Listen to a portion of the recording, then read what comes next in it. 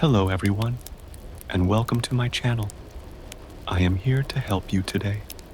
I know you use this video to fall asleep, so before we begin, please take a moment to like this video and subscribe to the channel. Also, tell me in the comments, where are you from and what time are you watching this video? Now, get comfortable, take a deep breath, and let your mind gently drift into the world of this story. Relax and let the journey begin. There is a town tucked into the green heart of Maine, where the air is heavy with memories, and the rain always seems to whisper secrets. A small place called Derry, where time loops gently like a ribbon, tying the present to the past, where laughter once echoed along tree-lined streets, and shadows stretched long across cracked sidewalks, holding on to things that once were. Tonight, I invite you to wander through the story of IT by Stephen King, not as a tale of terror, but as a dreamlike reflection on childhood, memory, and the enduring bonds that never truly break, no matter how many years pass by. This isn't just a book about fear. It's a story about friendship, about love, about the fragile, flickering light that lives inside a child's heart, and what happens when that child is asked to grow up too fast.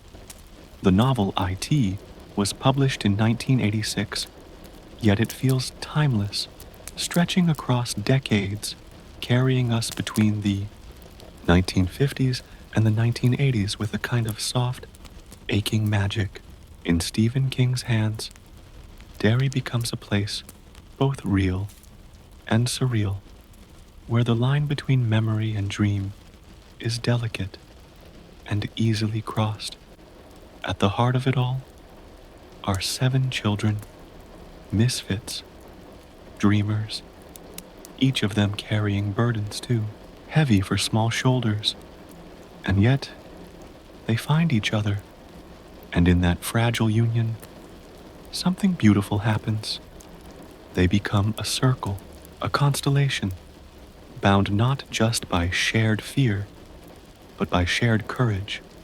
We will journey with them through sleepy summer days and strange whispers in the drains, through haunted houses and soft-spoken promises, and eventually into adulthood, where the echoes of childhood still linger, waiting patiently.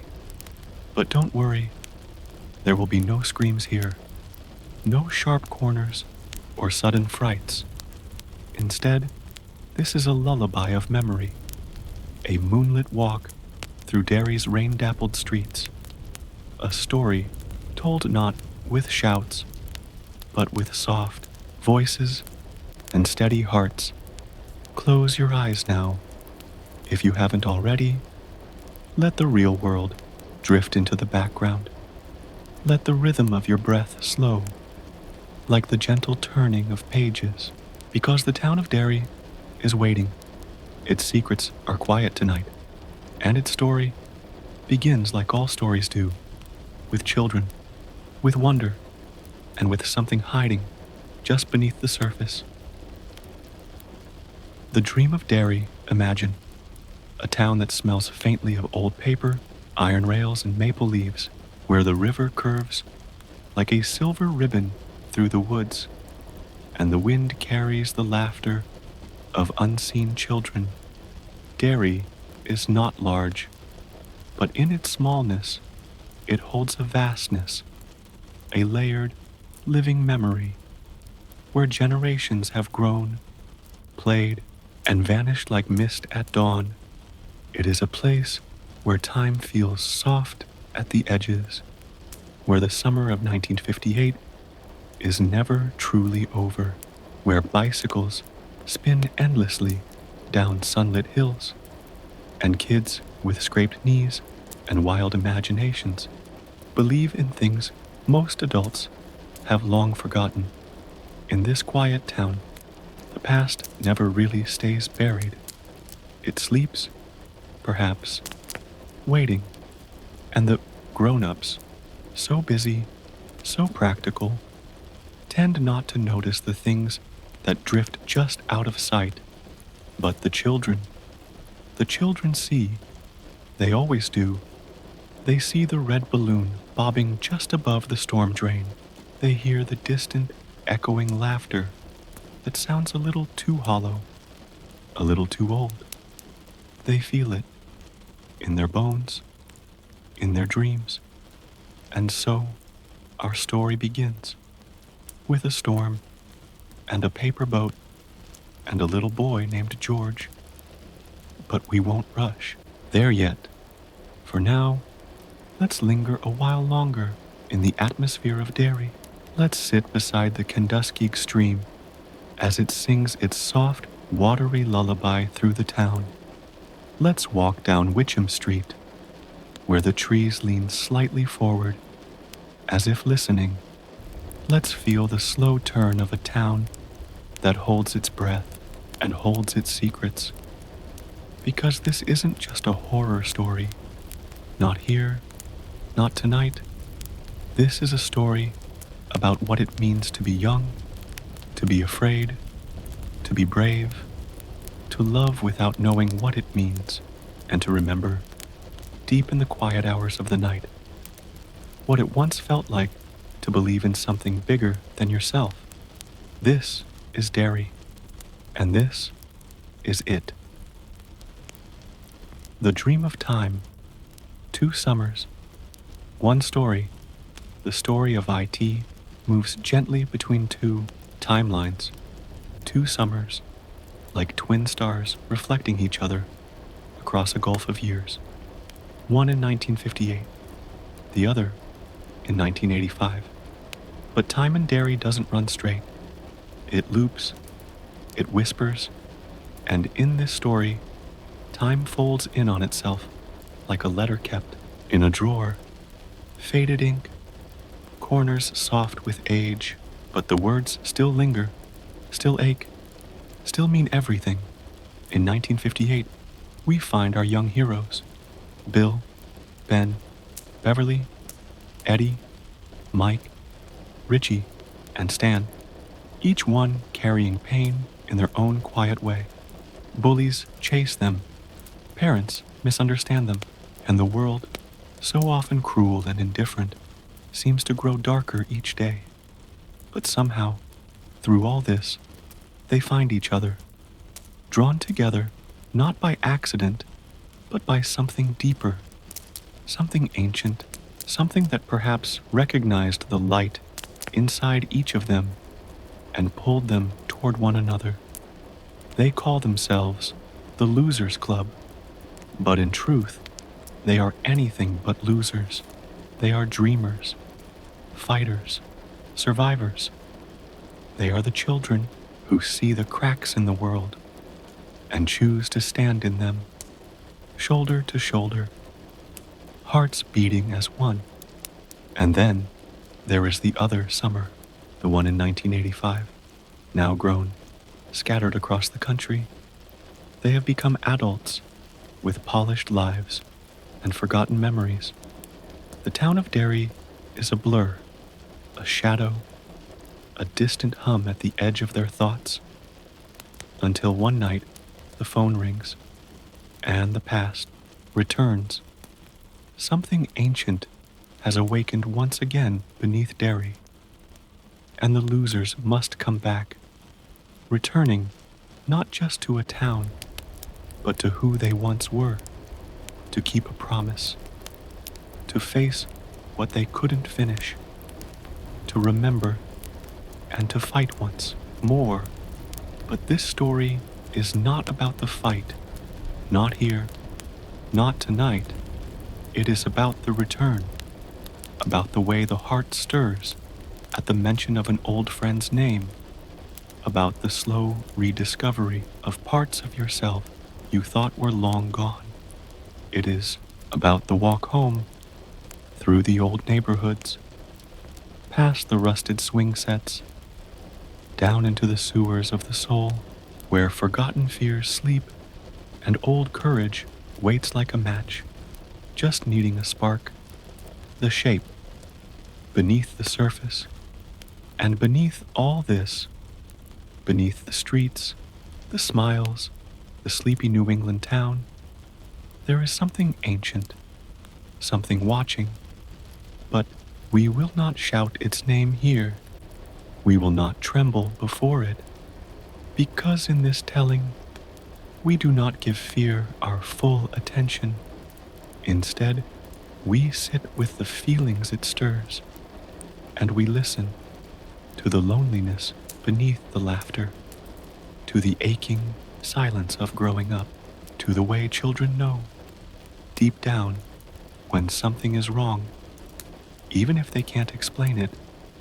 The creature in this story is many things, but in the soft quiet of our bedtime journey, it becomes something else.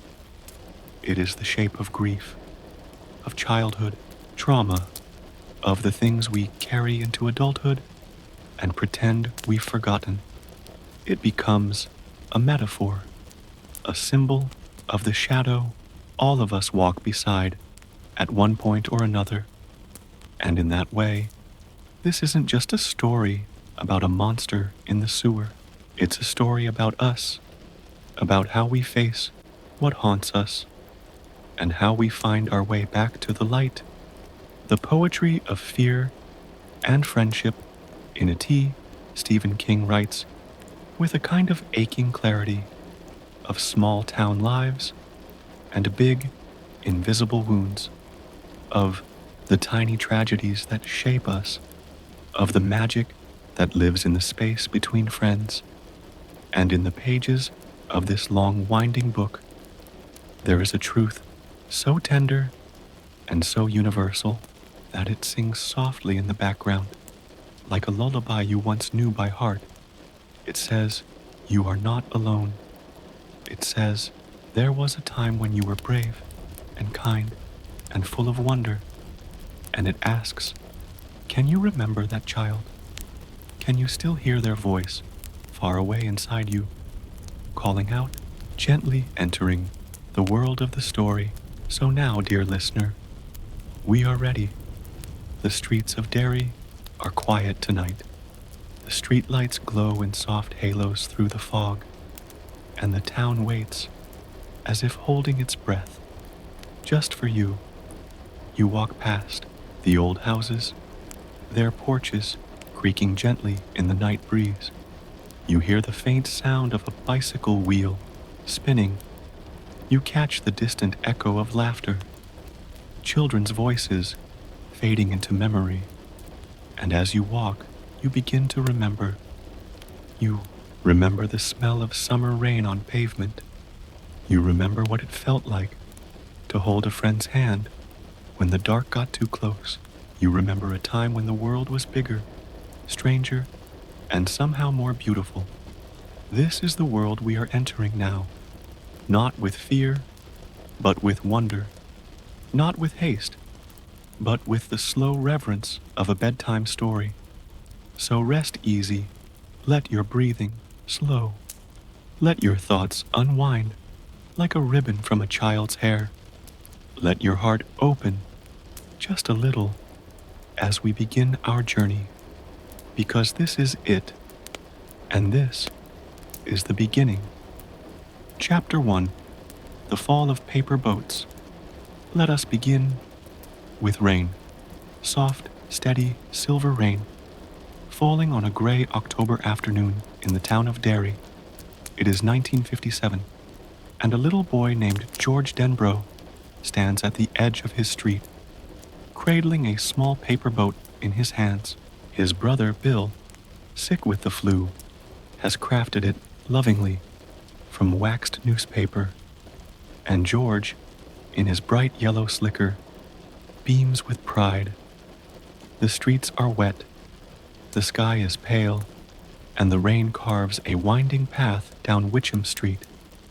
Into this stream, George places his boat, and with a laugh, he runs alongside it, chasing the little vessel as it twists and glides like a leaf caught in the current of childhood joy. But childhood is fragile, and some things wait beneath the surface. As George follows the boat, it slips into a storm drain, one of those shadowy mouths in the curb, black and deep, and George kneels, peering in. What he sees is not the boat, but a pair of eyes, a smile, and a voice. Clown. He calls himself Pennywise, and he seems friendly, funny even, speaking in a jester's murmur that echoes strangely in the darkness. George giggles, but there's something off, something too still, too hungry in the air. And then something happens, something we won't fully describe here, because this is a bedtime story, and your heart is ready to rest. Just know that in that moment, something beautiful was lost, and the town of Derry barely noticed. A child vanished, and the wind carried the news away. The rain kept falling, the grown-ups kept living, but a crack had formed, and deep below, something ancient stirred.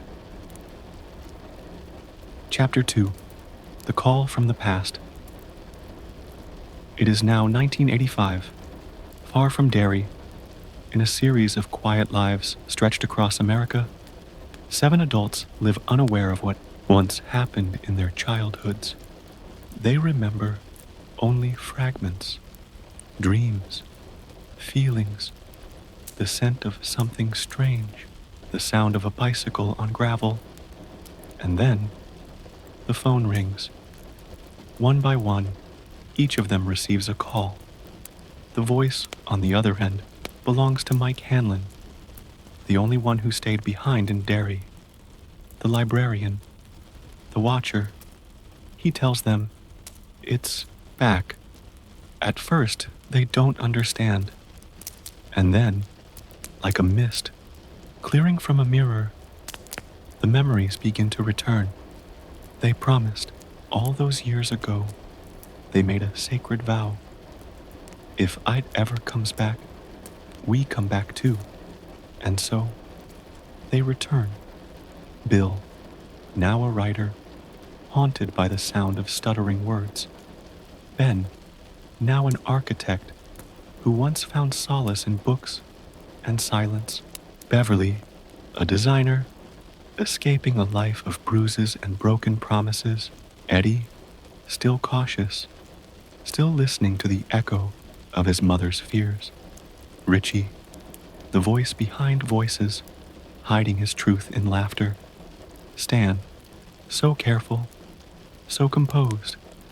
And Mike, waiting, alone, with the knowledge of what lies beneath. As they make their way home to Derry, the town welcomes them with a strange familiarity.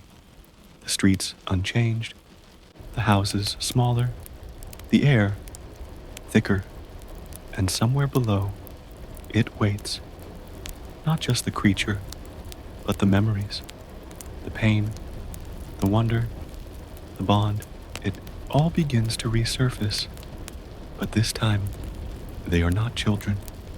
They are adults, carrying years of forgetting and a deep, trembling fear that they may have left behind more than just memories. They may have left behind the part of themselves that once believed they could fight.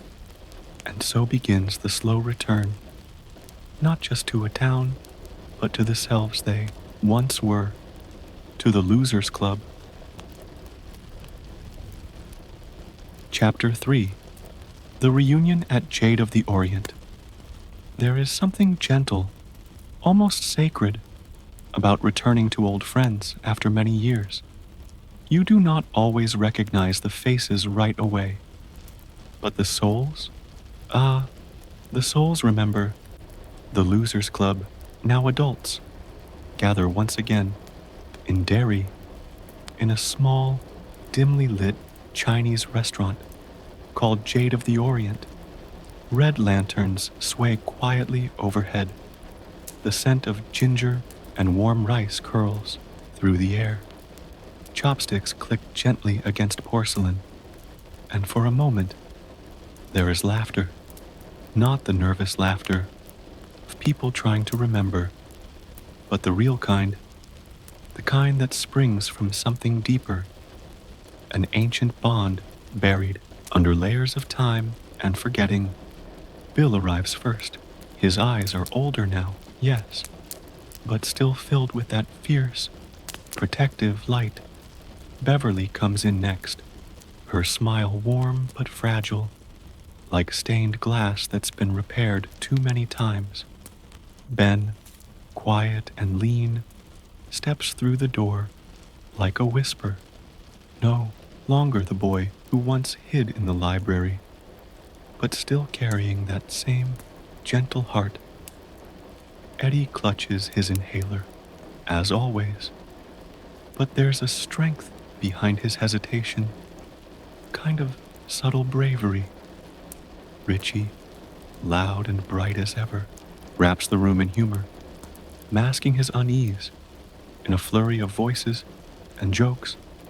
And finally, Mike, our watcher, our keeper of the flame, smiles softly.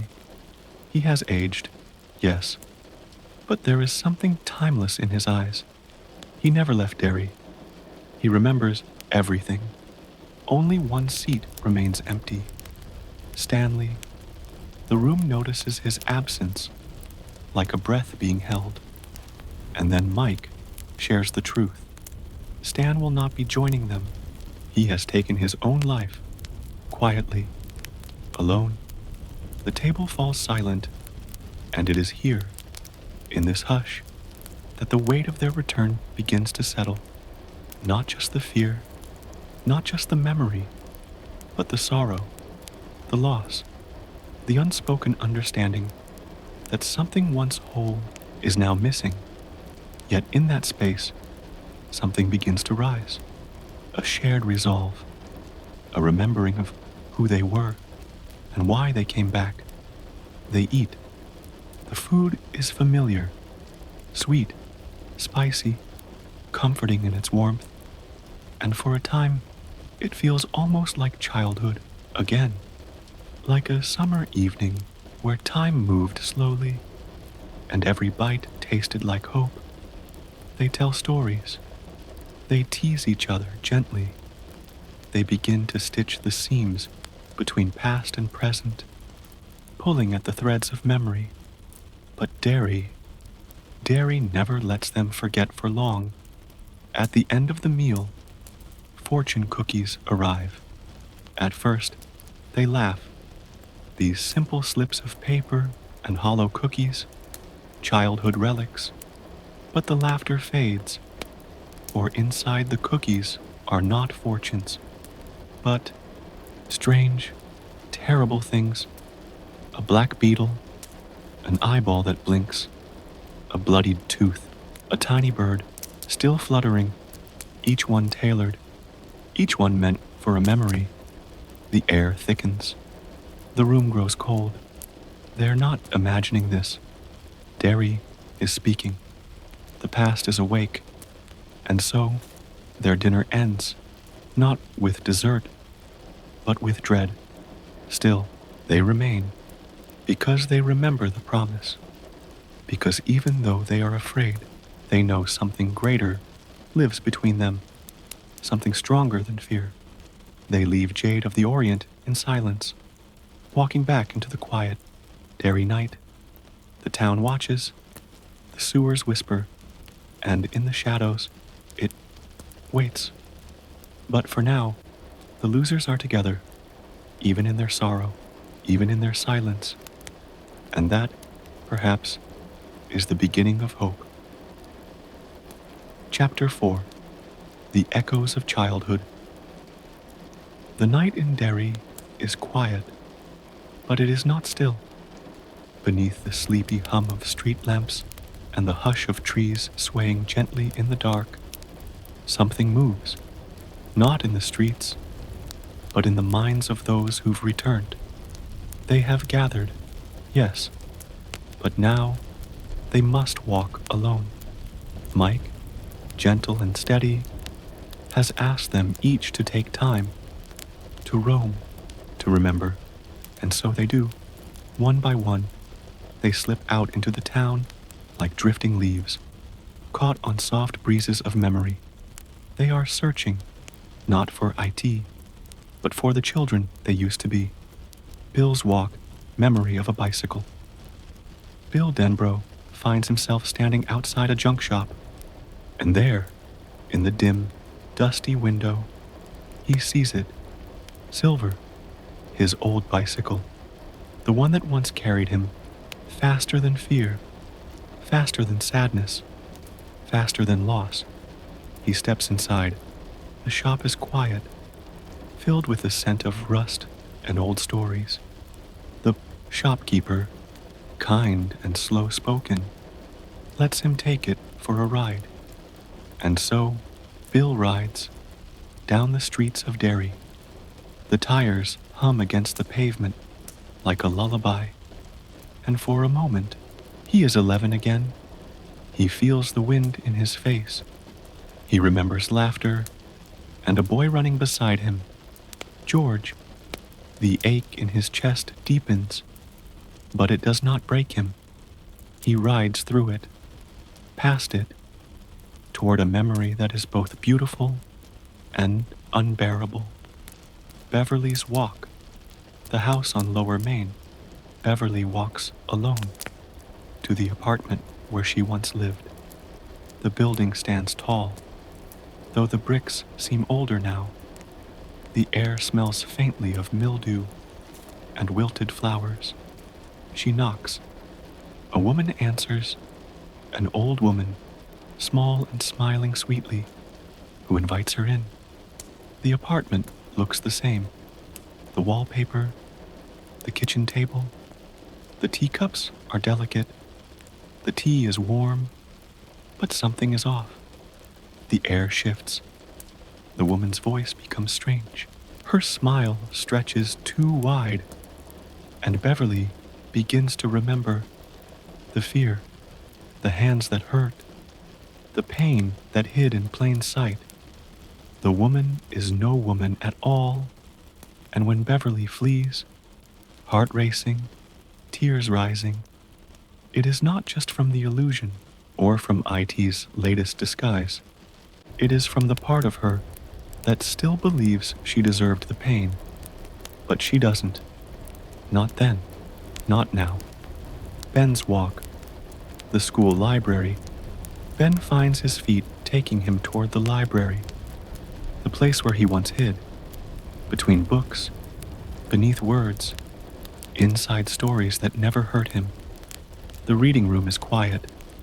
Dust sparkles in the air like soft snow. He drifts among the shelves, his fingers trailing along worn spines. He finds the desk, where he once wrote poetry for a girl who didn't know he loved her, a girl with red hair and a gentle voice, Beverly. And as he sits, he begins to hear whispers, a child's voice reading out loud. And then, the breathing, the sound of something waiting. It is here, not in form, but in presence. A watching shadow. Ben closes his eyes, and he remembers not just fear, but the bravery it took to feel it and still stay standing. Eddie's Walk, the pharmacy of yesterday. Eddie's path leads him to the old pharmacy, the place where he was told he was sick, where pills were handed to him like promises, where he was taught that the world was dangerous, and so was he. He steps inside. The layout is different now, modern, cleaner, but in his mind, it hasn't changed. He sees his younger self, clutching an inhaler, the fear in his eyes. He walks the aisles slowly, hands trembling, and in one long, quiet breath, he forgives himself for being afraid, for believing he was fragile, for the years spent trying to outrun a lie. Richie's walk. The arcade and the mirror. Richie's path takes him to an old arcade, long abandoned, the windows covered in dust. But when he steps inside, the machines light up, flashes of red and green and gold. The music plays, and he sees himself, a boy, laughing too loudly, playing to be noticed, playing to be invisible. He moves to the mirror, and there, reflected back, is not just his face, but the truth. He never said aloud. Richie carries secrets, but as he stands there, watching his own eyes stare back, he realizes that even in silence, the losers loved him, and that maybe, just maybe, he was never alone. The night deepens. Each of them walks a different path. Each of them is haunted in their own quiet way, but through memory, through fear, through the soft ache of returning, they begin to remember who they were and what they meant to one another. These are not just ghost stories. They are stories of childhood, of pain and healing, of fear and friendship, of innocence lost and found again. Derry may be a place of shadows, but in the hearts of the losers, something still glows, and that glow is love. Chapter 5. Interlude. Mike's Journal. There are some who leave, and some who stay. Mike Hanlon stayed, long after the others scattered like autumn leaves on distant winds.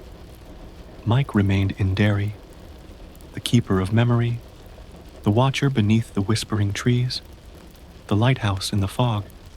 He lives simply now, a small room, a desk, and journals, dozens of them, leather-bound, spiral notebooks, loose pages curled with age, each one filled with the quiet weight of truth, not facts and figures, but stories, because Derry is not just a place on a map.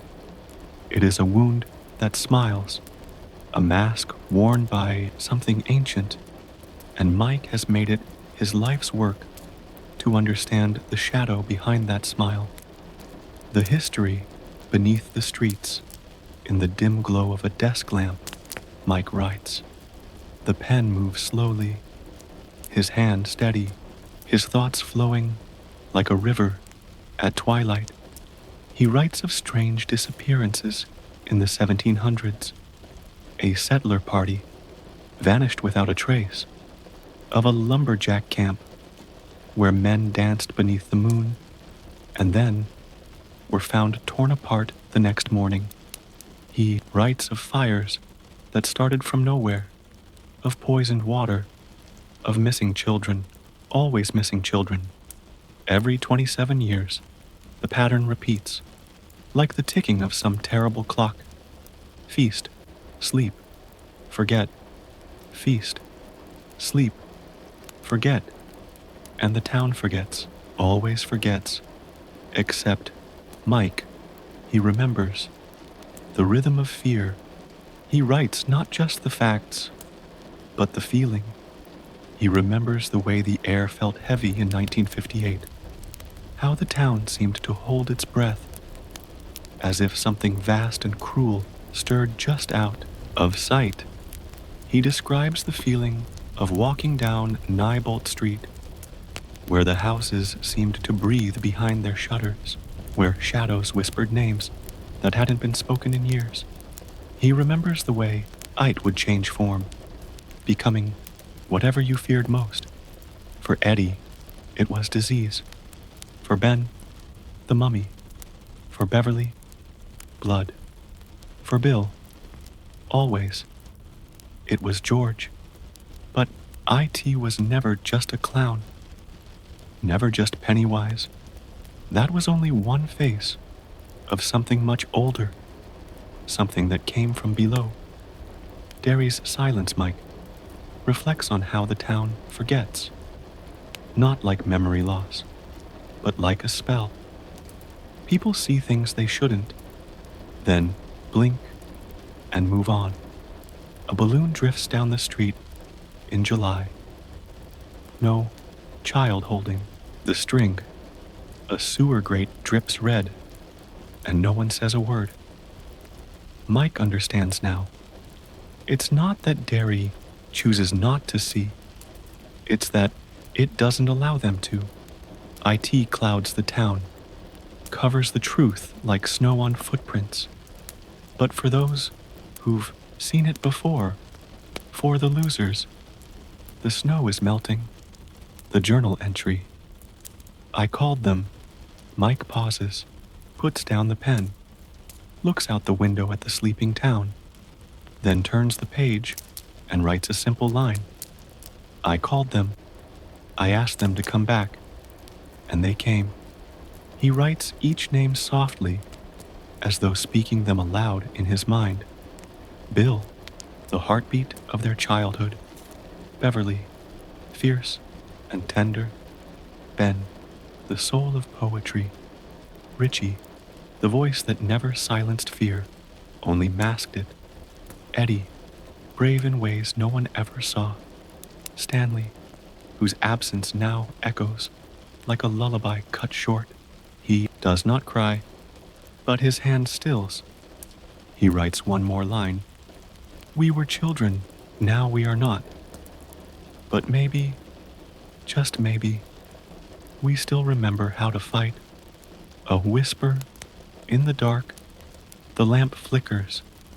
Outside, the trees sway gently. A wind passes through the room. That isn't a wind at all.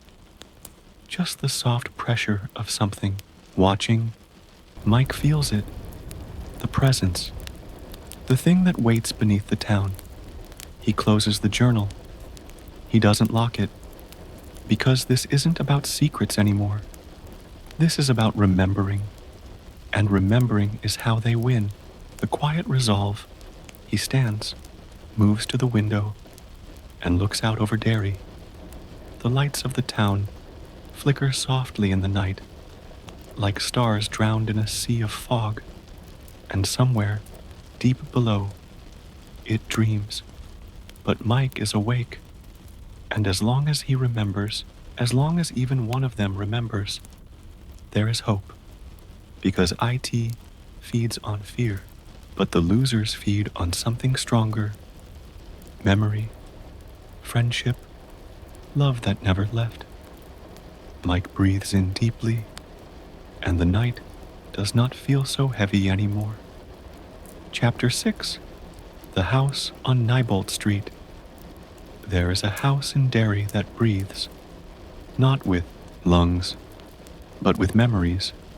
It sits at 29 Neibolt Street, its windows shattered like broken eyes, its porch sagging, its roof weeping quietly into the rain. No one lives there, no one dares, except for something that waits, something that remembers the scent of childhood fear. The losers, still children in this moment of memory, gather not with courage, but with a trembling kind of knowing. They are drawn to the house, like moths to a flame they wish wasn't lit, because beneath the floorboards, in the crawl space of the forgotten, it waits. The walk there, the air is heavy that day. A warm summer sun presses down, but inside the hearts of the children, a different kind of heat burns. Not the kind that makes you sweat, but the kind that makes you want to turn back. But they don't. Bill leads them, his stutter quieter than usual, his steps steady. They walk together. Ben, Beverly, Richie, Eddie, Stan, each with a secret fluttering inside their chest. They don't speak much. Words feel too loud. Even Richie, who always fills silence with jokes, lets the hush settle around them. Like dust, the house rises up before them. rotting, groaning, breathing. They step onto the porch. The wood sighs beneath their weight. The front door is unlocked, or maybe it was never really closed. Inside the house, the air inside is stale, still, filled with a faint scent of damp plaster, mildew, and something older, the sour rot of forgotten things. Wallpaper peels like shedding skin. The floorboards creak softly, even when no one moves. Every shadow in the house seems to watch them. They split up, not far, just enough for the silence to grow louder. In one room, Ben finds the echoes of laughter that doesn't belong to any living child. In another, Eddie sees a figure that vanishes the moment he blinks. And down in the dark, Richie and Bill find the door to the basement. They open it, and the house exhales. The crawl space below. They descend the stairs slowly. Each step groans. The air grows colder. And when they reach the bottom, they find the room filled with shadows and the scent of something dead. A refrigerator sits in the corner, old, rusting. Its door is chained, but the chains rattle as if something inside moves. Richie steps back. Bill stands still. And then the door creaks open, slowly, and Pennywise is there. Pennywise appears. The clown's smile is wide, too wide. Its eyes glint with cruel amusement, and its voice is sugar slick and poison sweet. It speaks Richie's name, whispers memories that haven't yet happened, and then it lunges. The children run, up the stairs, through the halls. The house twists around them, corridors lengthening, doors disappearing. The house is alive, not just sheltering the thing, but becoming it. Ben pulls Beverly through a doorway just in time. Stan screams as a hand grabs at his ankle. Eddie's asthma tightens in his chest, but he keeps moving. They meet again in the front room, frightened, breathless, and together they fight back. The first fight, it is not courage that saves them, not yet. It's desperation, and love, and the wild strength of children who refuse to let each other go. Bill strikes with a pipe. Beverly throws a broken chair leg. Richie shouts so loudly, it breaks the silence like glass. And for a moment, just a moment, Pennywise is pushed back. It snarls, melts into the floorboards, and the house falls still again. They run, out the door, into the sun, hearts pounding, clothes torn, minds shaken, but they are alive, outside. Again, the sun feels different now, too bright, too ordinary. The town bustles nearby, unaware, oblivious, but the losers know. They have seen, and they will never forget the house on Neibolt Street. They sit for a while in the grass, too tired to speak.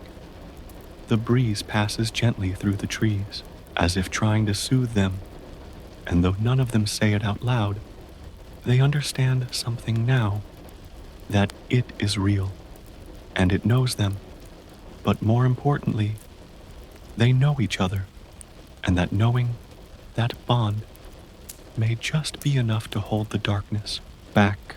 Chapter 7. The Reunion Dinner.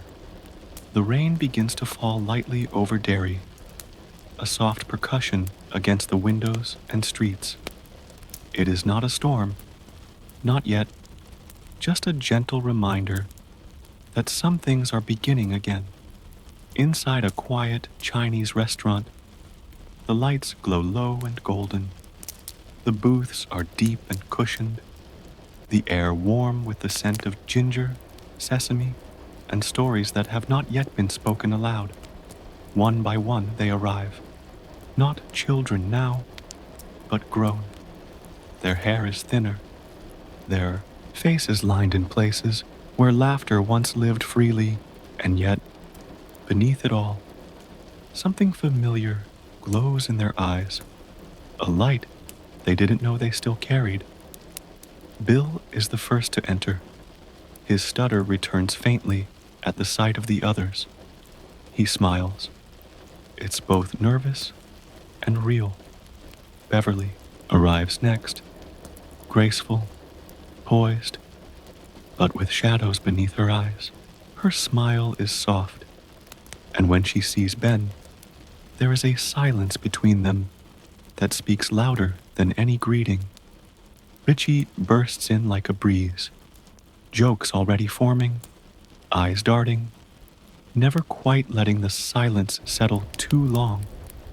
But when he looks around the table, even he grows quiet. Ben follows, taller, broader than they remember, no longer the soft boy of the library, but still filled with that quiet poetry. Eddie, precise as ever, wipes down his chair before sitting, but his eyes flicker to the corners of the room, still wary of the shadows. And then there is Mike, already seated, as if he's been waiting a long time, which he has. He welcomes them with a smile that is almost sorrowful, because he knows why they are here. He knows what is coming, and he is glad they came anyway. They sit, 7 chairs, 6 filled. Stanley's absence lingers at the table like a missing breath. They do not speak of it just yet, not while the tea is being poured. The meal begins. Plates of delicate dumplings, steaming bowls of lo mein, spiced vegetables, and sweet, sticky chicken. The food is a comfort, a quiet way of remembering that they are still alive. The conversation begins light, catching up, careers, cities, how long it's been. They laugh, real laughter, but laughter touched with something else, nostalgia, and a sadness they haven't yet dared to name. Mike watches them all, quietly. He knows that memory is like a tide, and now it is turning. The dinner wears on, and the stories begin to deepen. Ben speaks of architecture, his voice steady, his words chosen carefully.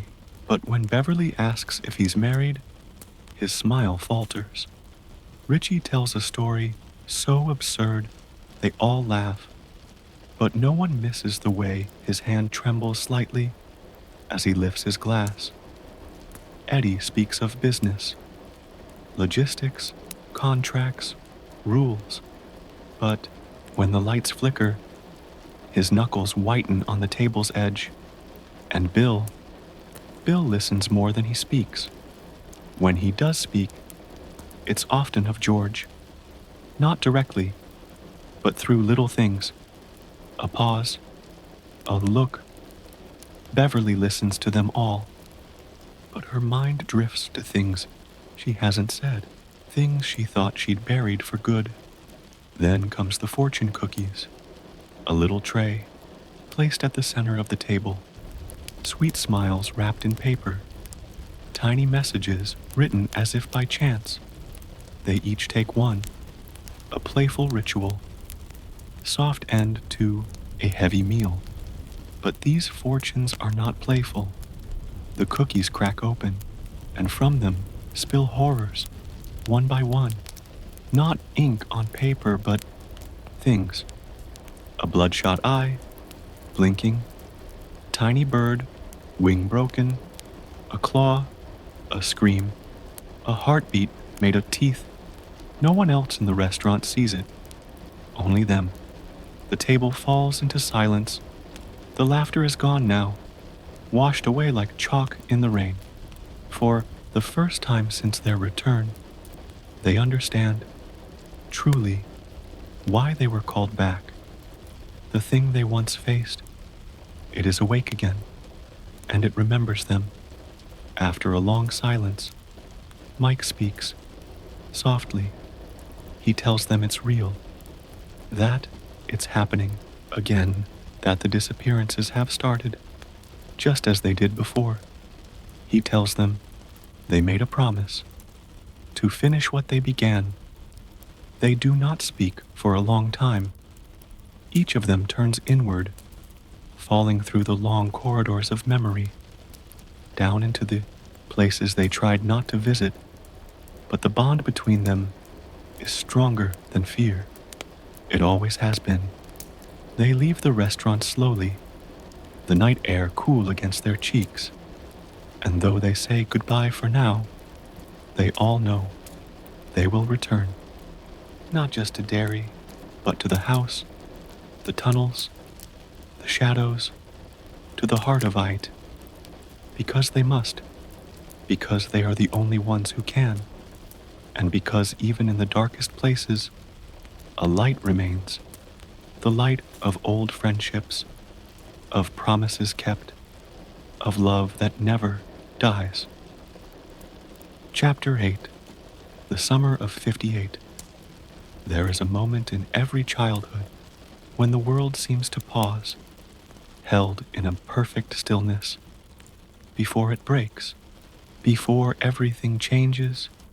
For the losers, that moment was the summer of 1958, a season suspended in time, a lull between the ordinary and the terrible, between water fights and whispered fears, between laughter and something lurking just below. It began, as summers often do, with long days and wandering steps, and with one boy standing on the edge of something he could not name. Ben Hanscom had only been in Derry a short while, a new kid, a quiet soul who spent more time in the library than on the playground. He found comfort in the stillness of books, where monsters could be defeated and the endings were known. But even he could feel it, the way the town sometimes watched him, the way shadows moved differently here. He met Bill first, William Denbrough, quiet and steady, a boy whose grief sat just beneath his skin. The death of his little brother George had hollowed something in him, but it had not broken him. Together, they found Richie, loud, funny, always moving, a boy who used jokes like armor, who never let silence win. Then came Eddie, small and nervous, clutching his aspirator like a lifeline, his voice always tinged with worry, and something sharp beneath it too, a hidden courage that didn't look like the others.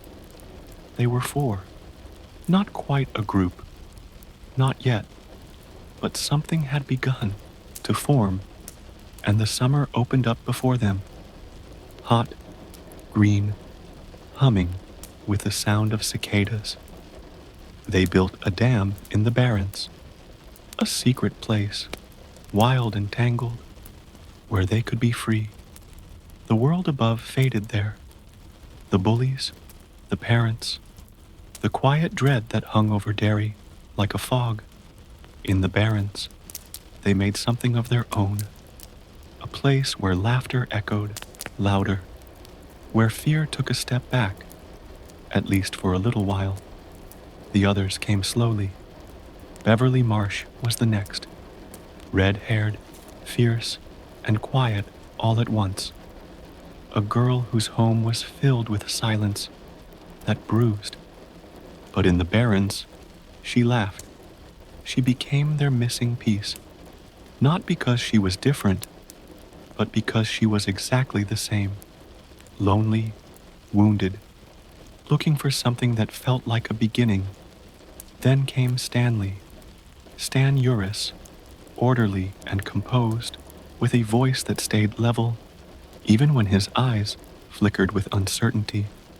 He didn't believe easily, not in monsters, not in ghosts, but he believed in them, in the losers, and that was enough.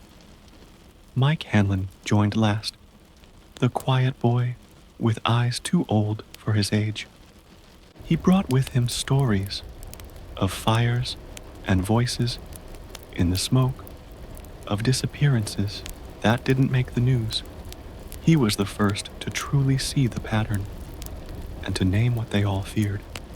By midsummer, they were 7, the Losers Club, bound not by popularity or sports or school, but by the invisible threads of shared pain, of something deeper.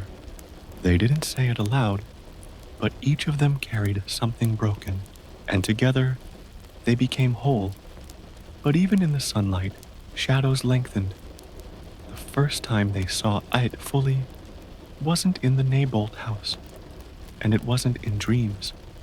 It was in moments. A boy walking home alone sees a balloon rise behind a hedge. A girl hears a voice through the sink drain that knows her name. A library becomes too quiet, and a page turns itself. The town seemed to fold around them, whispering. It had happened before, they realized. The disappearances, the fear. Every 27 years, something woke, and now it had chosen them. Still, the summer did not retreat. They swam. They rode their bikes like they could outrun anything. They read old town records, piecing together Derry's history like a puzzle made of smoke. Ben, in the library, found dates, names, tragedies hidden beneath the quiet. And the more they learned, the more they saw. They weren't imagining it. The town forgot, turned its face away. It had always done so. Derry was a place where terrible things happened, and no one remembered. Not really. In the barrens they planned. Their fort, built from old boards and tree limbs, became a war room, a sanctuary. They gathered weapons, not of violence, but of knowledge, of light, of stories shared aloud in trembling voices. The bond between them deepened. Not just friendship, but something sacred. They began to understand that Ait was not just a creature. It was fear itself. It wore masks, took shapes, fed on pain, and children, especially children, were its favorite song. The summer grew hotter, the days longer, and beneath it all, they prepared, not with swords or spells, but with each other. Because what it didn't understand, what it would never understand, was that love, even the quiet, wounded kind, is stronger than fear. And this summer, they were learning how to fight, not with fists, but with courage, not with hate, but with the light of knowing that even the most broken hearts can still shine. Chapter 9. Mike's diary. In the stillness of night, when the world is hushed, and even the clocks seem to breathe softer, Mike Hanlon sits at his desk. Outside, Derry sleeps, but Mike does not. He hasn't slept much in years. Instead, he writes, long, looping script in a well-worn journal, the kind that creaks slightly when opened, its spine softened by time. This diary is more than memory.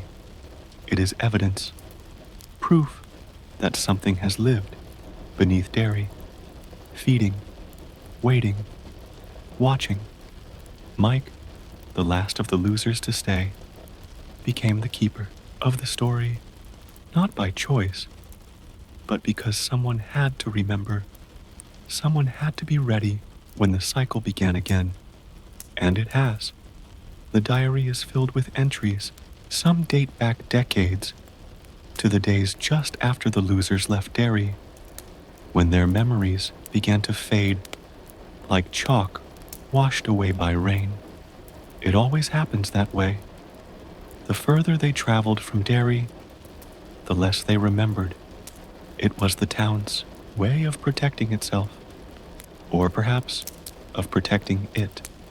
But Mike stayed, and Mike remembered. He filled the pages with everything they'd learned: newspaper clippings, missing children reports, handwritten maps of the sewers, drawings of a clown with teeth too long and eyes too bright. Every pattern, every cycle, Mike traced them like veins beneath Derry's skin. He writes of fires and floods, of disappearances and silences that followed, of a black spot that burned with screams still echoing in the cinders, of children gone, their names never spoken again. He writes about the time he saw the deadlights, just for a moment, enough to lose part of himself and to find something deeper in return. Mike is not afraid of madness anymore. He has lived with it too long. He's made peace with the way truth twists when spoken aloud. Some nights, he hears voices beneath the floorboards. Other nights, he sees a balloon drift past the window with no string to hold it. But still, he writes. Each word, an anchor, each line, a light cast into the dark. In one entry, he remembers Stan, softly, with sorrow. Stan, who saw too clearly. Stan, whose mind craved order, but was given chaos instead. Mike writes of the phone call, how Stan's voice had trembled, how the silence that followed was a kind of answer. Stan had made a choice, a quiet, aching refusal, not out of weakness, but out of knowing what lay ahead. And Mike honors that silence in his pages. He does not judge. He simply remembers. There are sketches tucked between the pages. A crooked house on Neibolt Street, its windows watching. A sewer grate, ringed with red. A hand, too large, too long, reaching up from beneath the ground. And always, the clown, sometimes laughing, sometimes weeping, always there. Mike does not need to say its name. The diary speaks it in everything left unsaid. But it is not only a record of fear. Within the margins, there are glimpses of something else. Hope. Mike writes about the barrens, the way it smelled in the summer, the sound of Bill's voice telling stories, the way Bev laughed once when water splashed her face. He writes about friendship, the way one might write about a lighthouse seen in a storm, a thing that guided him when everything else fell away. And now, the final entries. They are fresh, written in hurried script as the disappearances begin again. Mike logs each missing child, each strange sighting, each balloon tied to a fence post with no string. And then, one by one, he records the phone calls. To Bill, to Bev, to Ben, Eddie, Richie. Each of them answered. Each of them returned. Mike does not cry often, but that night he wept, not for what was coming, but because they still believed in the promise, in the pact they made as children, when the world was both bigger and smaller than they could understand. And now, the diary remains open. A candle burns beside it, its flame wavering gently in the stillness. Somewhere below, something stirs, but above, 7 hearts begin to beat in rhythm once more. And Mike continues to write, because stories are how we survive, because memory is its own kind of magic, because the fight is not over yet, and the losers, they've always known how to fight with more than fists. They fight with faith, with love, with each other. Chapter 10. The House on Neibolt Street. It stood like a secret, just beyond the edge of knowing. The house at 29 Neibolt Street, old, hunched, and half swallowed by weeds. It leaned into itself like a tired breath frozen in time. Wooden slats peeled away like scabs. Windows stared with a long dead gaze. And yet, something inside still watched. The losers found it the way children always find what they aren't meant to, not through directions, but through whispers, through daring, through dreams that never end well. It was Eddie who first entered, his mother's voice still ringing in his ears, a caution wrapped in control, but the fear in Derry was louder than even her warnings. He had seen something under the porch, where the shadows crept long and cold. It hadn't spoken in words, but its eyes had, eyes that smiled and never blinked. The house was silent as he stepped inside. Each floorboard creaked like it was telling a secret. The wallpaper peeled like skin. The air was thick, smelling of mildew and something sweeter, like rot beneath roses. Eddie moved slowly, each step both brave and terrified. And then he saw it, not the clown. Not yet. This time, it was a leper, grotesque, smiling, reaching for him with arms that seemed too long, and a stench that filled his lungs like poison. He ran, his breath catching, his legs shaking beneath him. But fear has a way of wrapping itself around the heart, even when we think we've outrun it. Eddie stumbled into the light, and Bill and Richie found him there, eyes wide, voice shaking.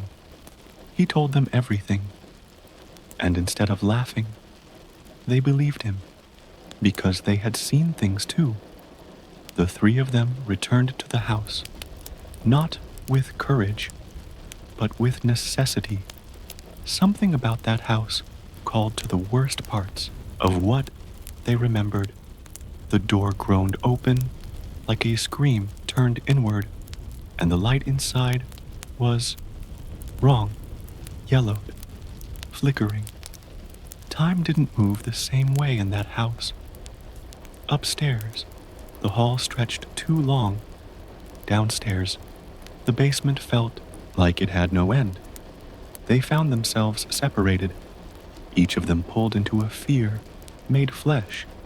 Richie saw clowns, not just one, dozens, faces painted with cruelty, laughter warped into something sharp, a room full of laughter that wasn't laughter at all.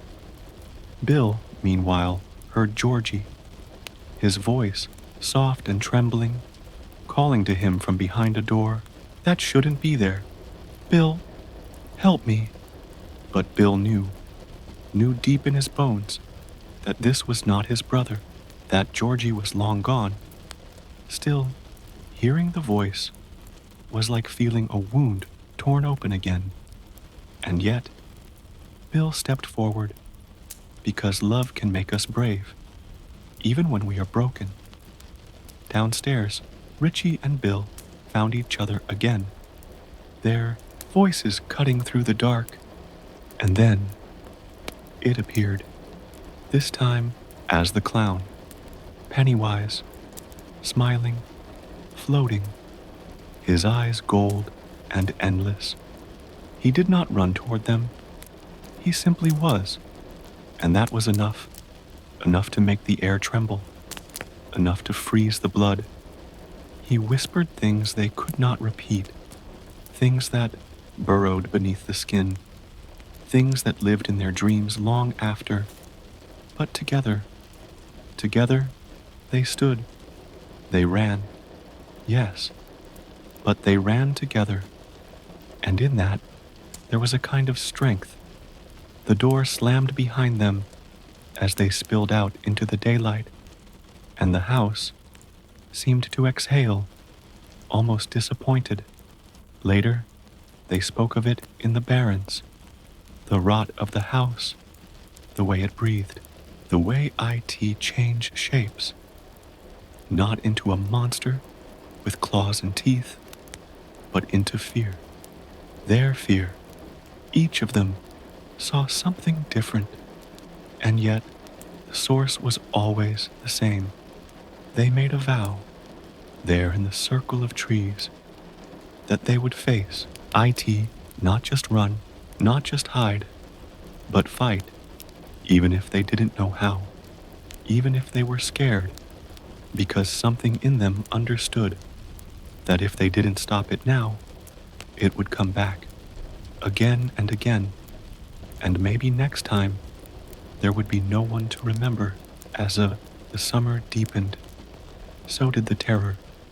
The days grew hotter, but the shadows colder, and yet, in that stillness between heartbeats, between terror and tenderness, the bond between them grew. The house on Neibolt Street did not defeat them, it tested them, and in their fear, they found courage, not the loud kind, but the quiet kind that stands beside a friend in the dark and says, "You're not alone." That night, as they lay beneath the stars, listening to the wind slip through the leaves, none of them spoke of the clown. None of them spoke of the house. They didn't need to. They simply held the silence together, like a soft blanket drawn up over something sacred, because they knew the house had seen them, and they had seen it, and the next time there would be no running. Chapter 11. The Ritual of Chud. There are things older than dairy, older than fear, older even than the creature beneath the sewers. Things with names so ancient, they sound like wind moving through bones.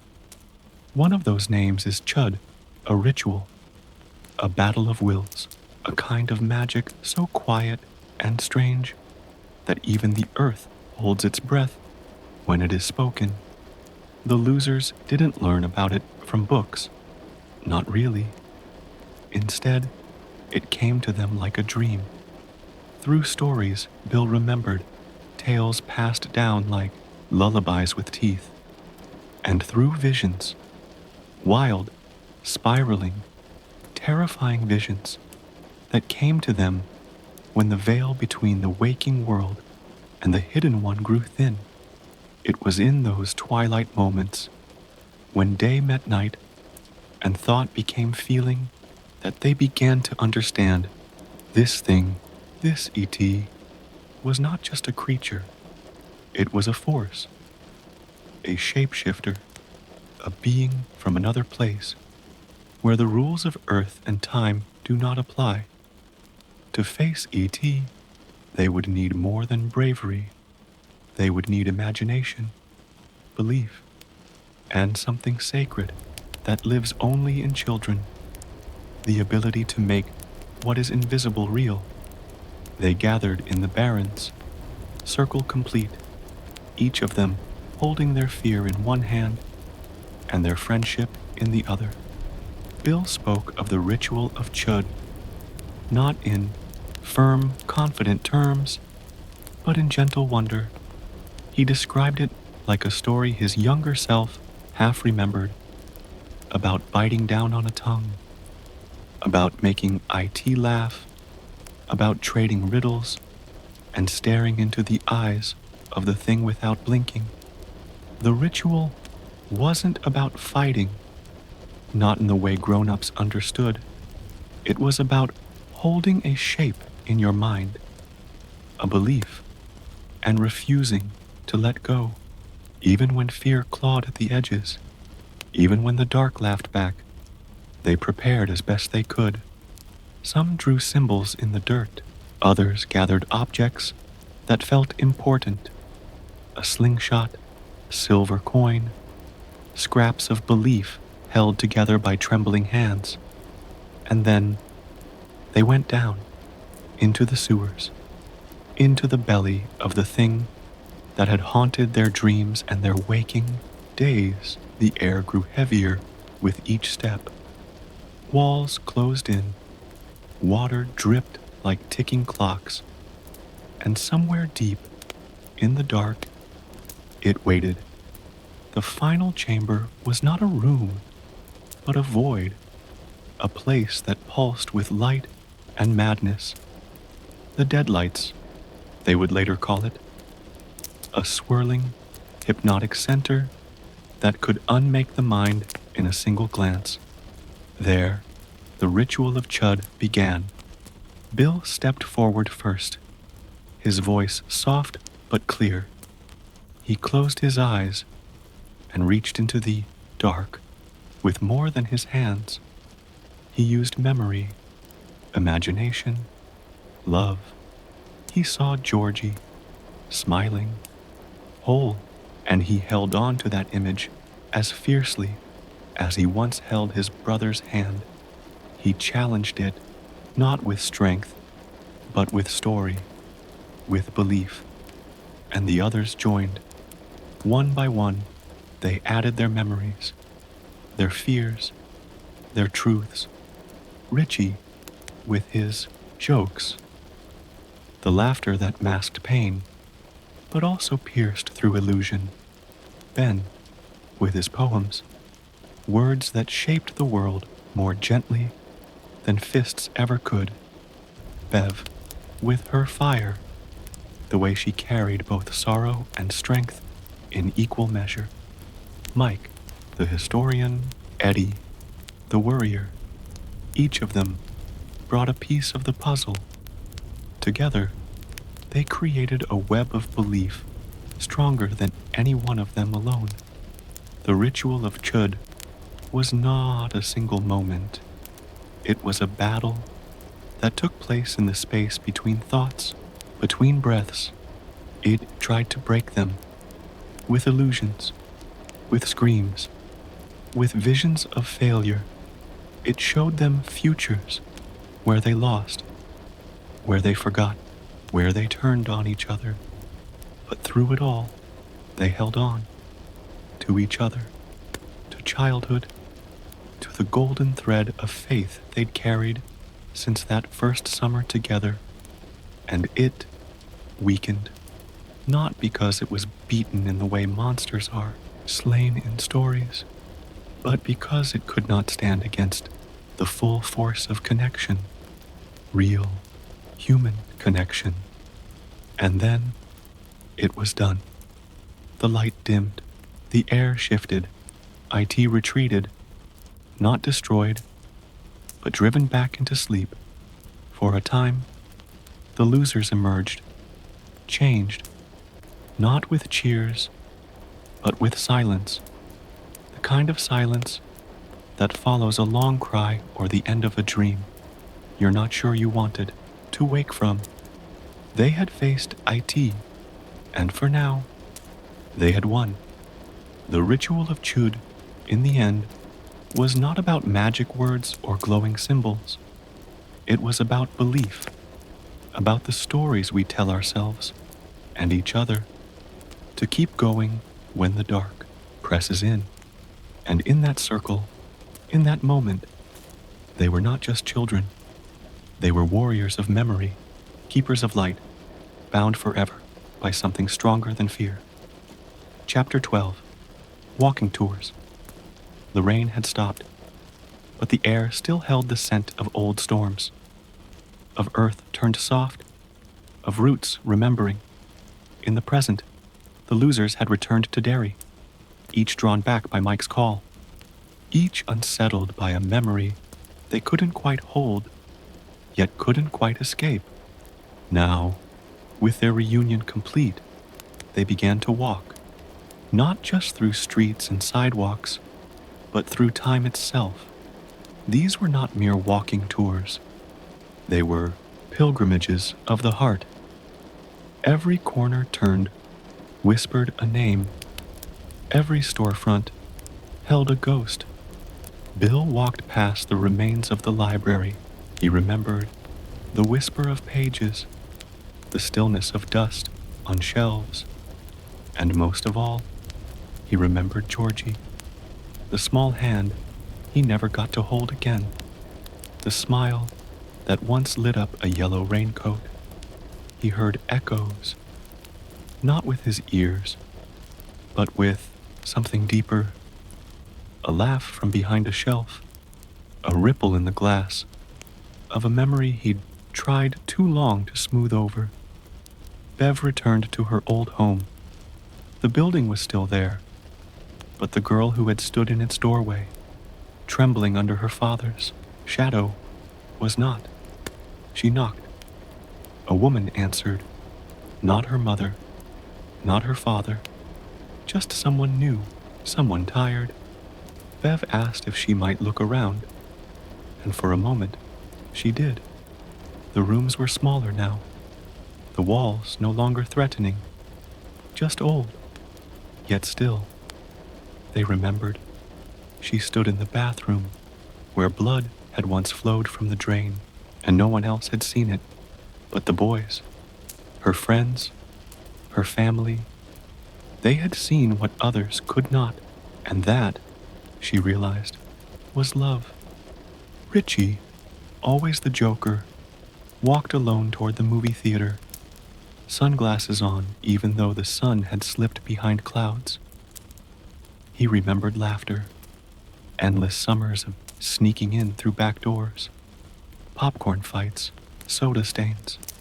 But he also remembered fear, a fear buried deeper than clowns or monsters, a truth about himself he had hidden even from his reflection. He stood there for a long time, his smile quieter now, soft, real. Ben wandered to the schoolyard, where once he had sat alone, dreaming, drawing, bleeding poems into notebook margins. Now, the swings were rusted, the fence sagged, but the memory of her, Bev, the girl who never laughed at his weight, who saw him when no one else did, was still bright. He sat for a moment, feeling the ghost of his younger self beside him, not with shame, but with a kind of gentle pride. That boy had survived, and he had become this man, a man who remembered.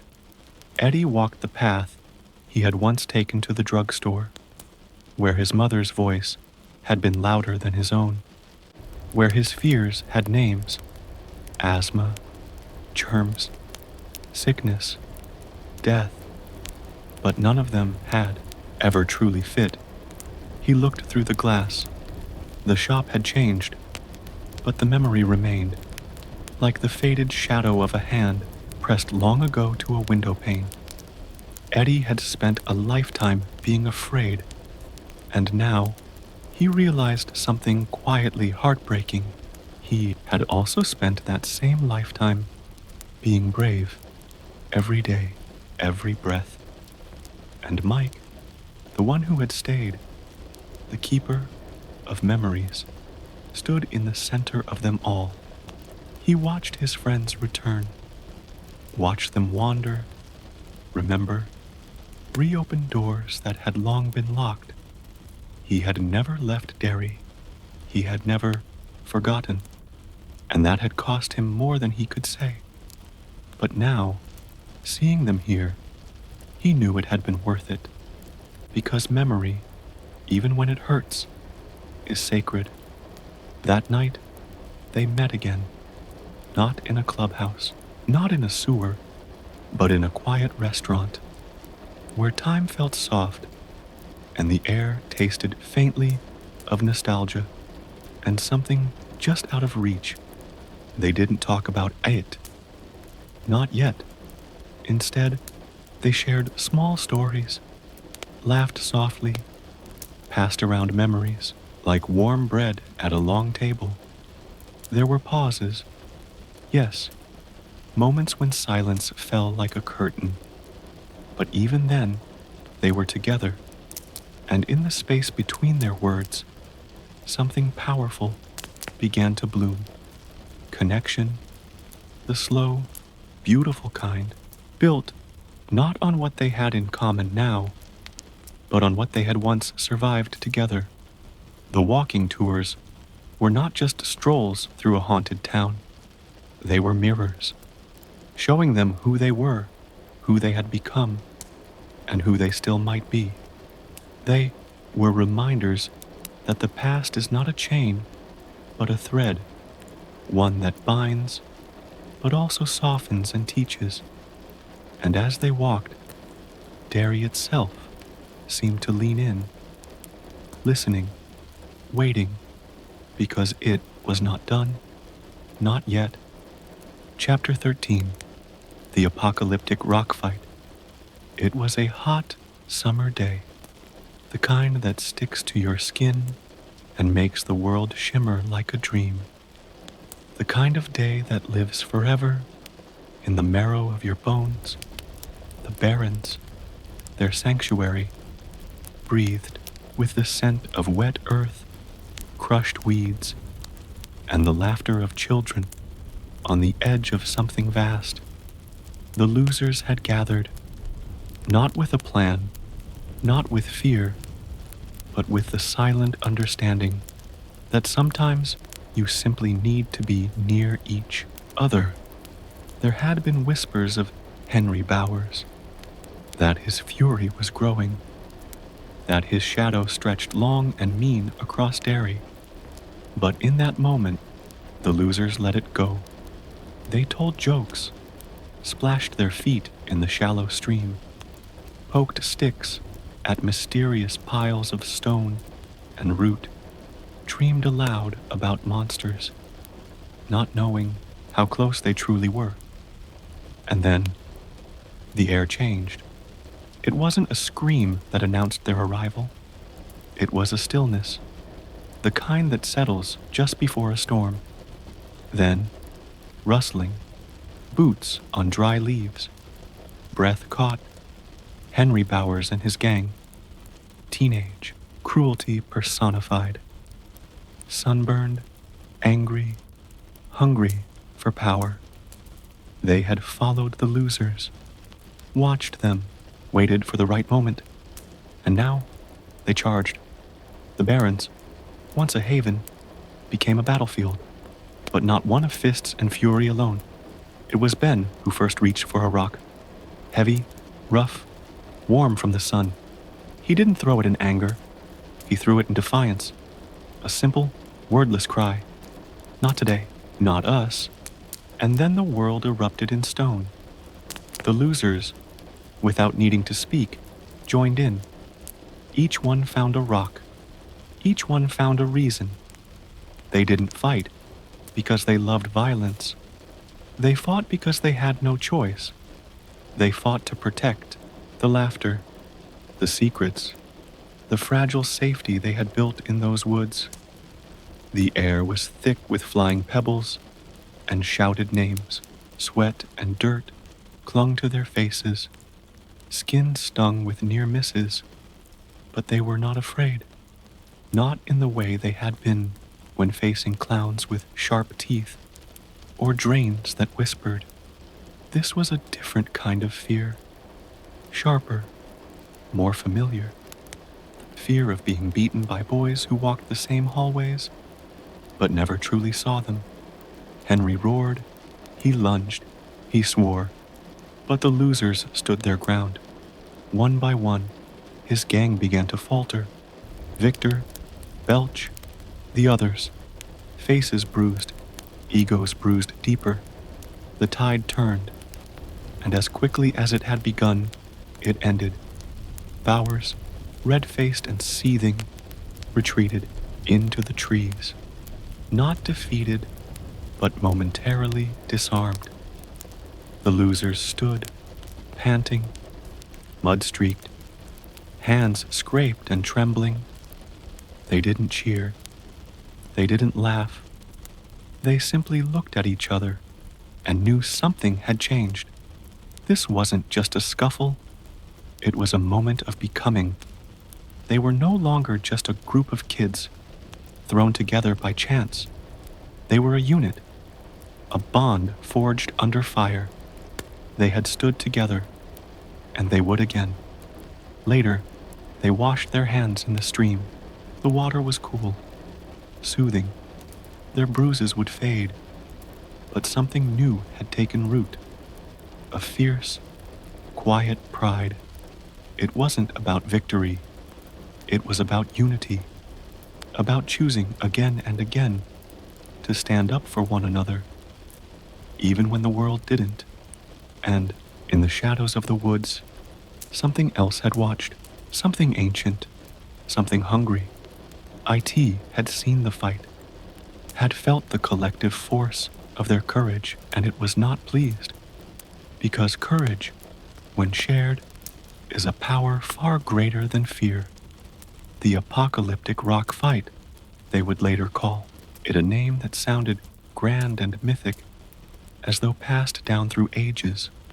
But in their hearts, it was something simpler, a day of heat and dust, of pain and laughter, of choosing over and over again to protect each other, to belong to one another. Chapter Propter 14. The Album. It was quiet after the fight. The forest had hushed, as if nature herself were holding her breath. The losers had won, but not without cost, and the shadows of what still lingered, what waited for them in the dark, were beginning to take shape. They gathered in the barrens, their secret place, a world apart from school, from bullies, from the silence of their homes, and there, amid tree roots and stories, Ben brought something to share. A dusty photo album, old, frayed at the corners, its leather cover worn by time and touch. He had found it while exploring Derry's library, tucked deep in a forgotten stack, as if waiting to be remembered. Inside, it was filled with photographs of the town, buildings, streets, people, a collection of frozen moments. But as the losers leaned closer, something strange began to stir. They turned the pages slowly, hands brushing over old photographs, like archaeologists unearthing something delicate. And then, they saw him, Pennywise, not in color, not in motion, but there, in black and white, a clown, a face too familiar, a grin too wide. In one photo, he stood beside a crumbling building. In another, a parade, children smiling, but his eyes, they followed. Ben's voice was quiet. "He's always been here," he said. The words hung in the air like dust in sunlight. As they stared, one image began to move, not with the jerky flicker of film, but with something deeper. Bill blinked. The photograph was changing. The clown in the frame was waving, not in a friendly way. No, this was something else. A wave that said, "I see you.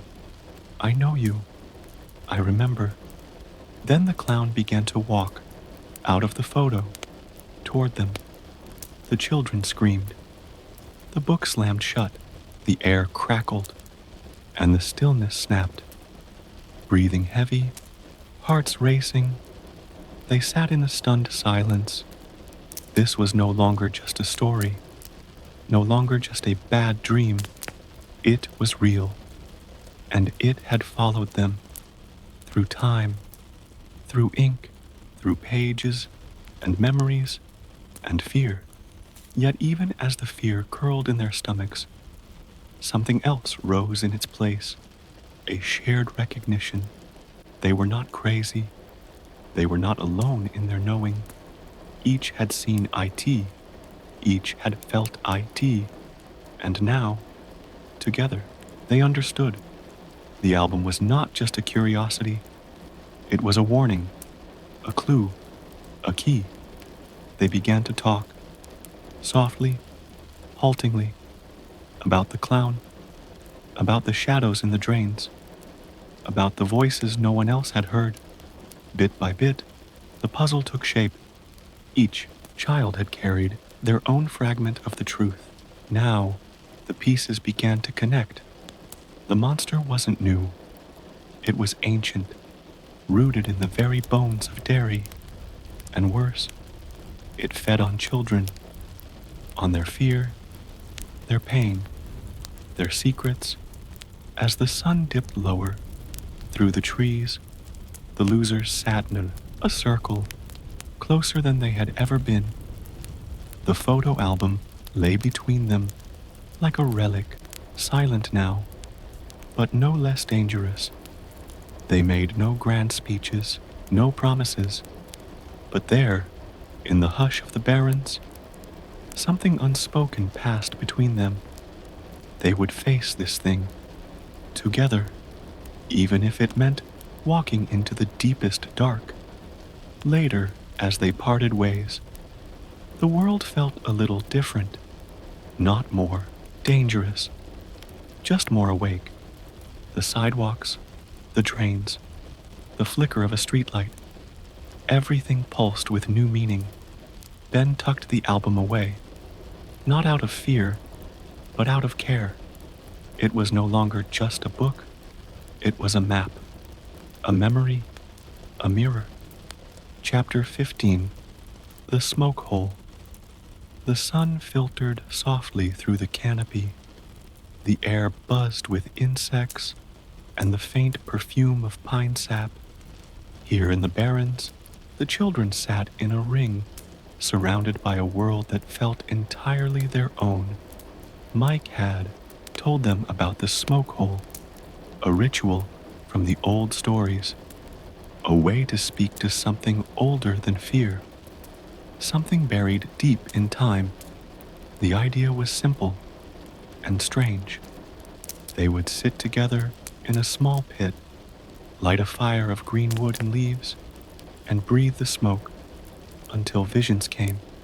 It was dangerous, maybe even foolish, but something inside each of them, a pull, a whisper, urged them to see it through, to remember what the town had forgotten. They dug the hole slowly, taking turns with a rusted shovel and bare hands. It was hard work, but in the heat of the day and the weight of their mission, they didn't complain. Each scoop of earth felt like peeling back the layers of something hidden, unspoken. At last, they were ready. Bill gathered the kindling. Richie brought the green leaves. Ben and Beverly helped shape the circle, carefully, like a sacred space. And when the smoke began to rise, its fingers curling through the air, they sat shoulder to shoulder, heart to heart. The smoke was thick. It burned. Their eyes made their lungs ache. But they stayed. They closed their eyes. Let the smoke carry them. And slowly, the world shifted. Time unraveled. The forest fell away. And they were no longer children in the barrens. They were witnesses. What they saw was not a memory, but something deeper, a truth older than the town itself. They saw the shape of IT, not the clown, not a spider, but something vast, a presence, a hunger, a darkness that existed before the world was made. They saw a meteor falling, crashing into the place that would become Derry, a wound in the earth, a crack where IT slipped through. It had always been here, feeding, sleeping, waking every 27 years to feast again. And the town was built on top of IT, like a house with rot in its foundation. Derry wasn't just unlucky. It wasn't just cursed. It was a nest. The visions came in, waves, flashes, fragments. They saw the founding of the town, the disappearances, the massacres no one remembered, the silences no one questioned, and beneath it all, it pulsed, timeless, patient, watching. When the smoke finally cleared, they were pale, sweat-drenched, hands trembling. The fire had died. The sun had shifted, but the world felt altered, like a curtain had been pulled back. For a while, no one spoke. Then Bill, his voice hoarse, said softly, "We saw it. What it really is." The others nodded. There was no need to explain. They had all been there, all seen the same terrible truth, all felt the same deep fear blooming in their chests. But beneath the fear, something else stirred. Understanding, purpose. They hadn't just seen a monster. They had seen the source, and that made them more than just children. It made them witnesses, guardians of something dark and sacred. As they climbed out of the smoke hole, the world felt quieter, more still. Even the birds seemed to sense what had been awakened. Beverly looked back at the circle, at the ashes still warm, and said, "We know now. We can't pretend we don't." And they couldn't, because the smoke had given them more than visions. It had given them a burden and a choice. They walked home slowly, in pairs, in silence, not out of fear, but out of reverence, like travelers returning from a sacred place, changed, knowing. That night, the dreams came heavy, not nightmares, not exactly, but memories that hadn't been theirs, and now were.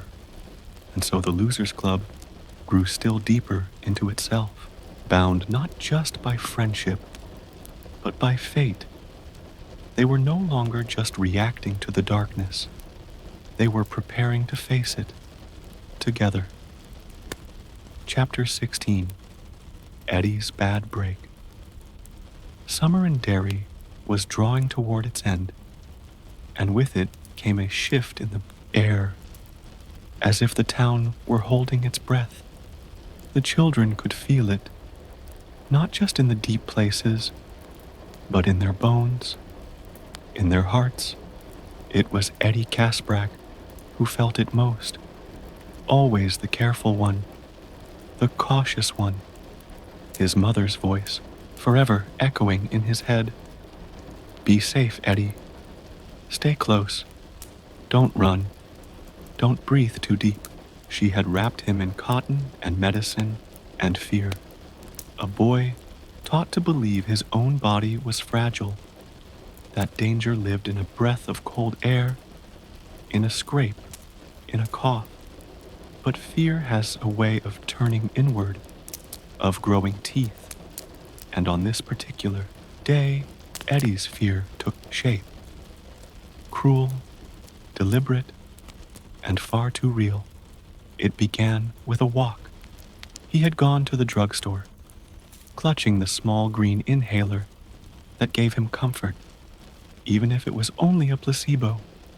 The pharmacist was there, Mr. Keene, an old man with sharp eyes and a voice like dry leaves. And that voice, on this day, held something different, a knowing, a cruelty just beneath the surface. He leaned in, smiling a smile that didn't touch his eyes. "You know that's just water in that thing, don't you?" he said. Eddie blinked. His hands trembled. "You don't really need it. Your mother just wants you to think you do. She wants to keep you small, sick, close." The words dropped like stones into Eddie's chest. It wasn't just the inhaler. It was the truth inside the lie. Somewhere, deep down, Eddie had known. The pills, the creams, the constant warnings, they hadn't saved him. They had stifled him. And in that moment, something inside him cracked. He turned and ran. Not toward home, not toward safety, but toward the place where the air was thick and green, where the world didn't belong to adults. The barons, the others, weren't there. He was alone. And in that silence, Eddie stumbled upon something waiting. A leper, not real, not exactly, but real enough. Filthy rags, skin like wax, rotting at the edges, eyes sunken, lips peeled back in a grotesque grin. Eddie, it moaned. The voice was wet and slow. Eddie, you want a free ride? Eddie froze. His chest tightened. His lungs screamed. He dropped the inhaler. The leper moved closer, arms reaching, stumbling through the brush. And in that moment, the terror wasn't just in the figure. It was in what it meant. Sickness, contagion, the fear of becoming broken. Eddie turned and ran. He fell. The branch broke beneath him. His arm twisted wrong. Snap, sharp and sudden. Pain bloomed white and blinding. He lay there, gasping. The leper gone. The woods silent. Only the sound of his own breath.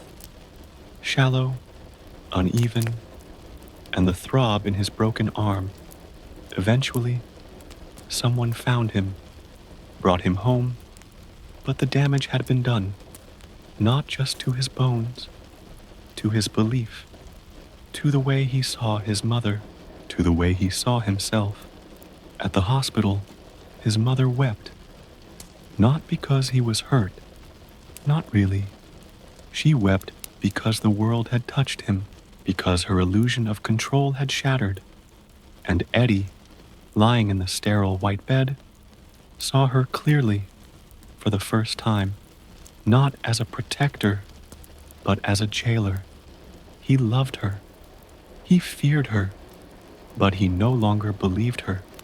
The losers came to visit. Beverly brought a comic book. Richie tried to make him laugh. And in their eyes, Eddie saw something he hadn't noticed before. Freedom, a wildness, a truth. They were afraid, but not ruled by it. They had all seen things, all felt the sharp edges of the darkness, but they still stood, together. Later, when the room was quiet, Eddie stared at his cast, a symbol, not just of pain, but of change. He would never see the world the same way again. Fear was real, but so was choice. And Eddie, he was beginning to choose. Chapter 17. Another interlude. The Ritual of Chud. The pages of Mike Hanlon's diary are not bound by time. They move like drifting leaves through past and present. And in this interlude, they carry us deeper still, into the story, beneath the story, into the legends whispered in dark corners, told by trembling voices to ears that didn't always want to hear.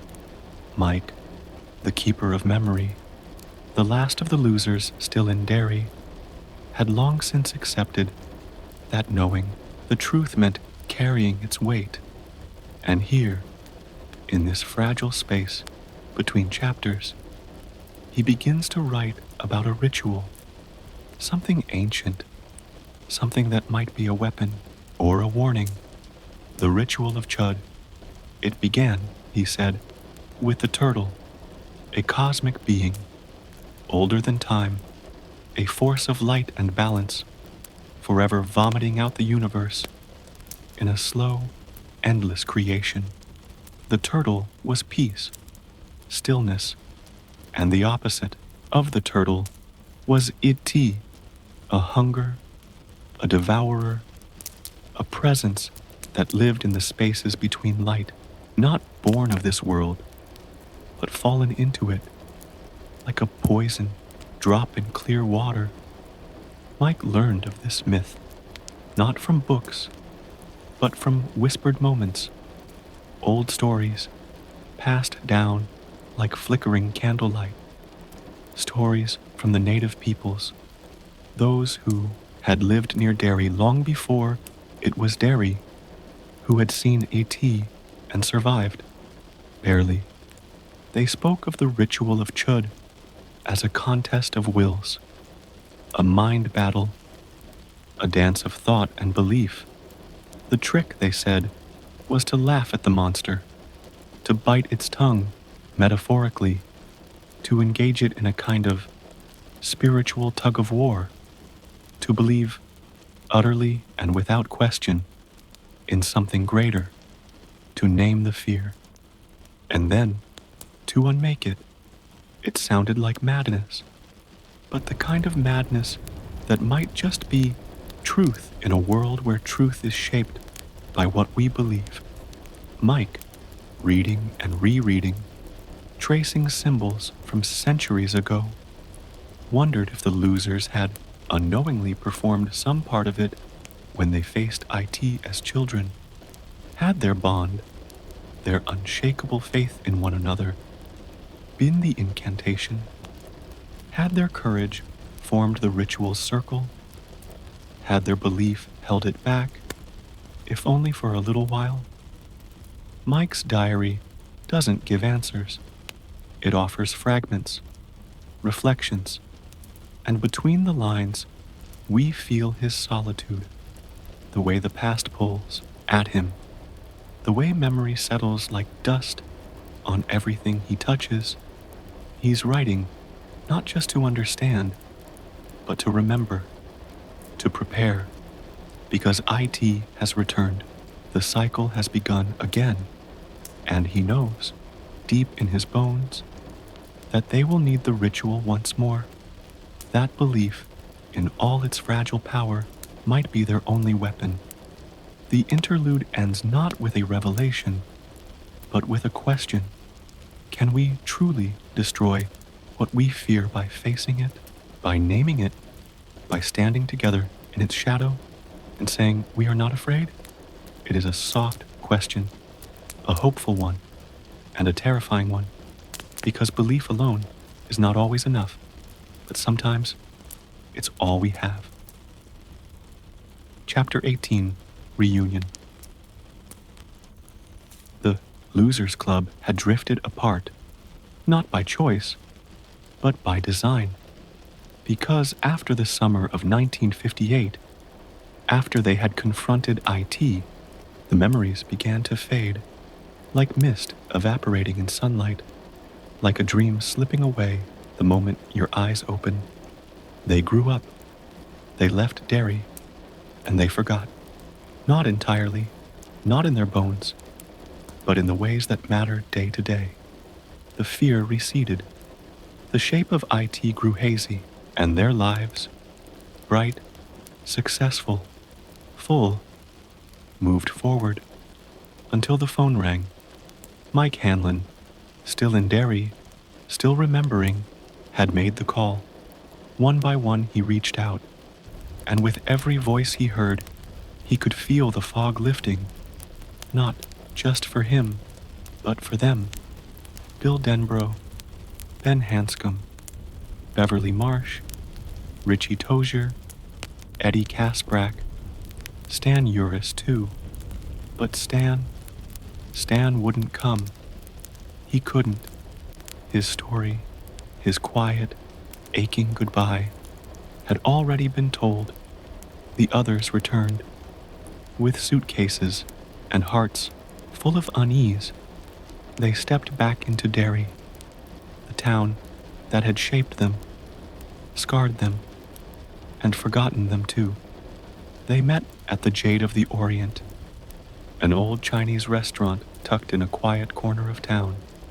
Familiar somehow, even if the walls had changed. Their eyes met. Smiles were exchanged, but beneath the surface, There was a trembling because something inside them had begun to stir. The meal began light, almost joyful. Laughter, old stories, fragments of lives lived far away. Bill's stutter had lessened, but the weight in his voice remained. Ben, once shy and soft-spoken, now stood tall and sure, but his eyes still watched Bev with quiet longing. Beverly, poised and elegant, carried a sadness in her posture that only those who truly knew her could see. Richie's jokes came fast and bright, but a shadow lived behind them, and Eddie, ever cautious, checked the corners of the room like a man expecting the past to slip from them. Then came the fortune cookies. They cracked open with playful curiosity, but what they found inside was not fortune, it was nightmare. A beetle, an eyeball, a tiny bird's claw, each one a grotesque, personal echo from the old terror. No one else in the restaurant saw what they saw. The waitress smiled politely. The other diners continued eating. Only the losers felt the room close in. Only they saw the veil thin. Just for a moment, it was happening again. Later, they gathered in Mike's library, surrounded by books, by records, by history carved into paper. Mike shared what he knew, the patterns, the deaths, the return of IT. The others listened, some in disbelief, others with a creeping recognition they couldn't quite explain, but something inside them all began to loosen. A door creaking open. Memory, once sealed tight, now stirred with heavy wings. Faces they'd forgotten. Smells, sounds, shadows.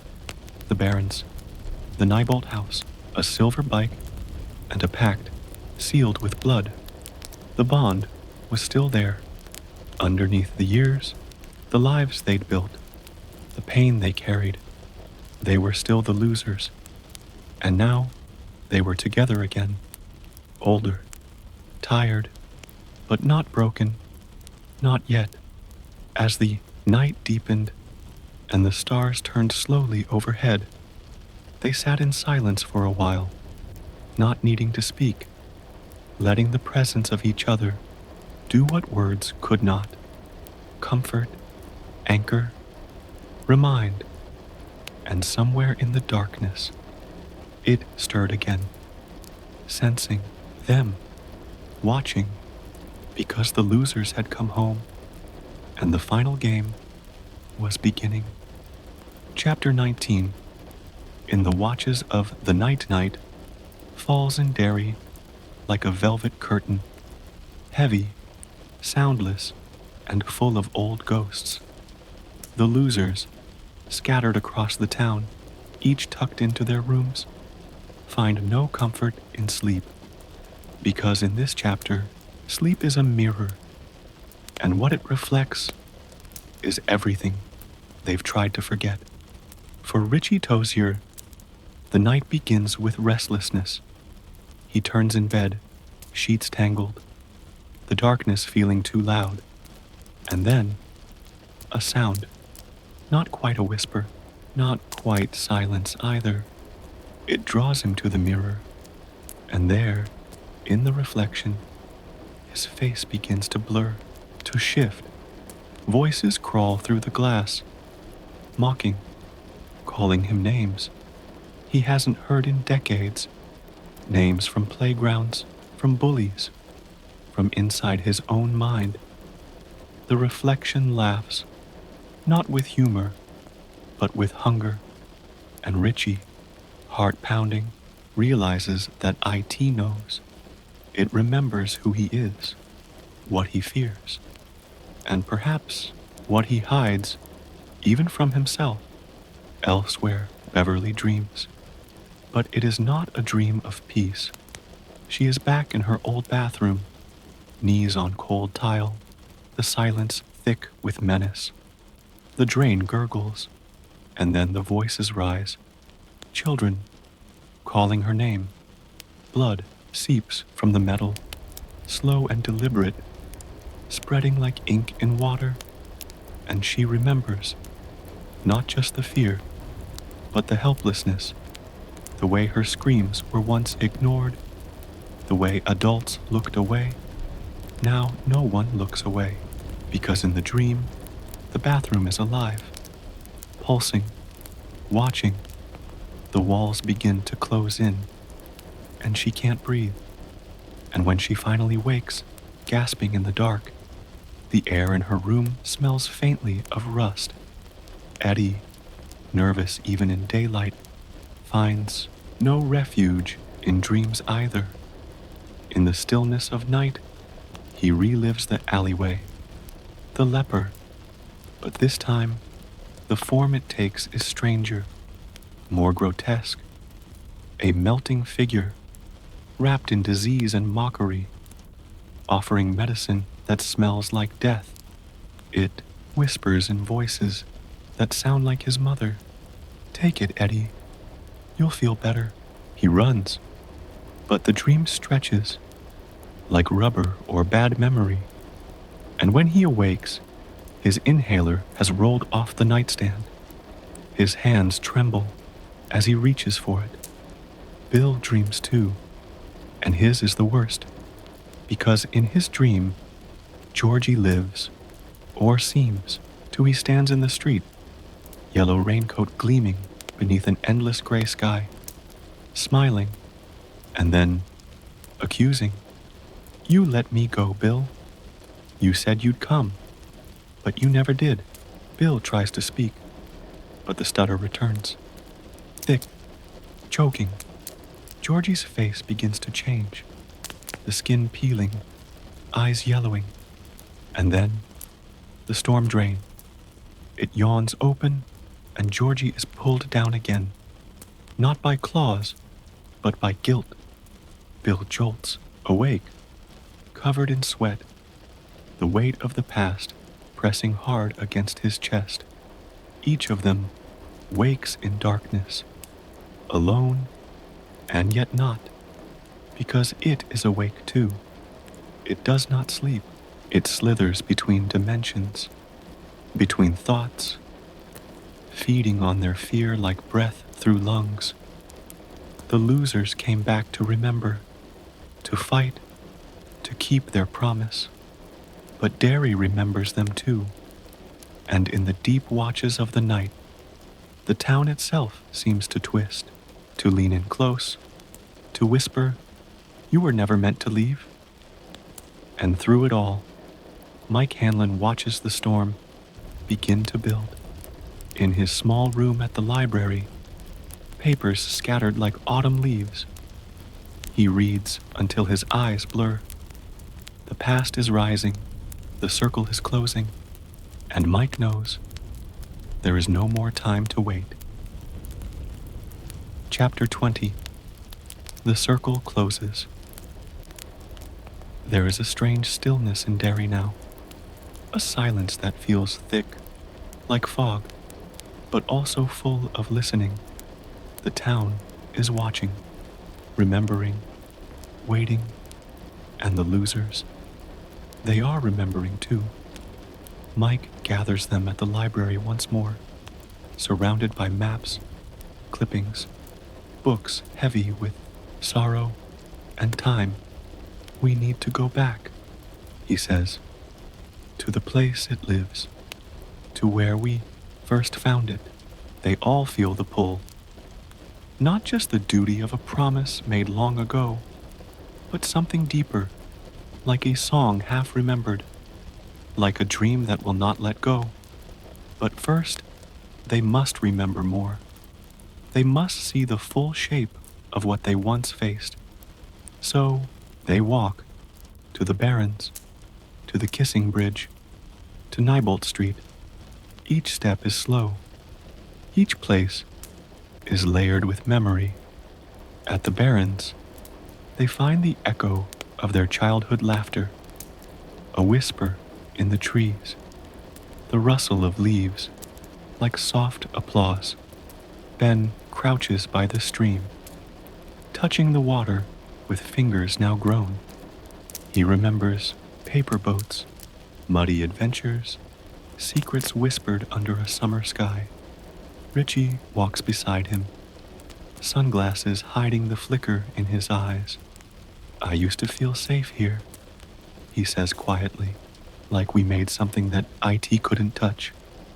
And Beverly, watching the light play through the branches, feels a tug at her heart. The girl she used to be still lives in this place. At the kissing bridge, the silence grows heavy. Here, they faced cruelty, not from IT, but from boys who carried their own brand of hate. Henry Bowers, Victor Criss, Belch Huggins, names that now feel like broken branches, twisted, sharp.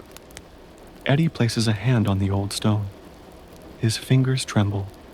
This is where I was chased, he says, and I thought I'd die here. But he didn't. They didn't. They fought. They survived. And now, they must do it again. At Neibolt Street, the house still stands. Barely. A ruin now. Caved in on itself. Windows like empty eyes. But it remembers them. And they remember it. They do not go inside. Not yet. Not tonight. But they stand at the edge and feel the shape of the fear they once held, and how much of it still lingers. Bill stares at the collapsed porch, at the shadows within. This was the first time we heard it, he whispers. The first time it knew we could. They stand in silence, and then Richie speaks, his voice almost a murmur. So, what now? Back at the library, they light a small fire in the old stone hearth. Not for warmth, but for memory. They form a circle around it, as they once did. A circle of 7, now missing 1. Stanley, they leave a space for him. They do not speak his name, but he is there, in their hearts, in the broken rhythm of their bond. One by one, they share what they remember, fragments, moments, feelings more than facts. A monster with deadlights for eyes, a clown with a voice like rotting laughter, a creature that could become whatever they feared most.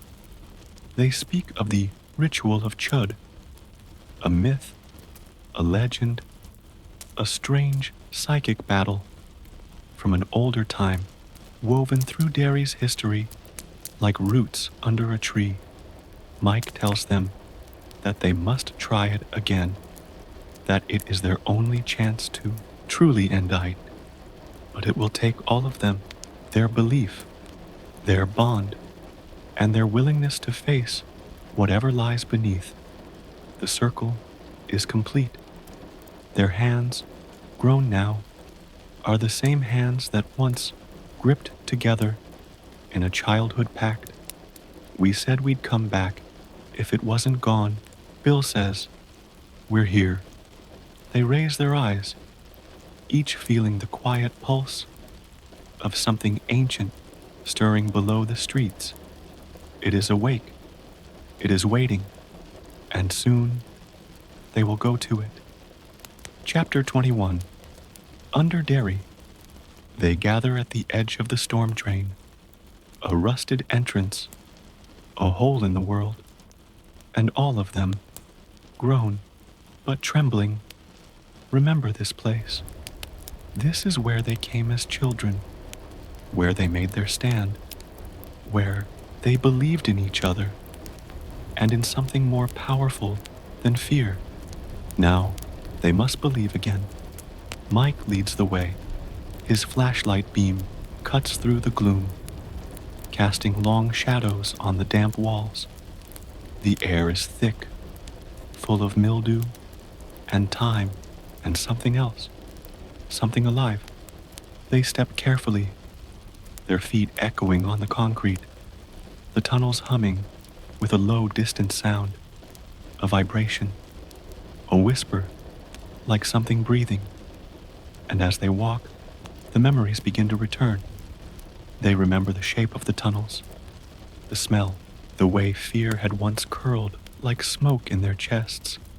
Each step forward feels like walking through a dream that knows your name. They reach the deeper levels, the part of the sewer where light begins to fail and time seems to bend. The air grows colder, wetter, as if they are walking through the lungs of the earth itself. Their flashlights flicker, their voices grow quiet, and still they go on, because they have to, because the promise matters, because something terrible waits for them, and it knows they are coming. At last, they reach the place they remember, the chamber, the nest, a massive, open cavern deep beneath Derry, where the walls pulse faintly, as if they are part of a living thing. In the center, a shape, vast, wrong, not quite visible, not entirely real. It shifts, it glows, and within it, a soft swirling of light, terrible and beautiful. The deadlights, they shimmer like stars, viewed through tears, and the losers, just for a moment, feel their minds begin to bend. Reality frays, memory falters, and then Bill speaks. His voice, soft, firm, grounds them. We have to try the ritual. Now they form the circle again. 7 candles, 6 people. The 7th, for Stanley. They close their eyes, and the world begins to change.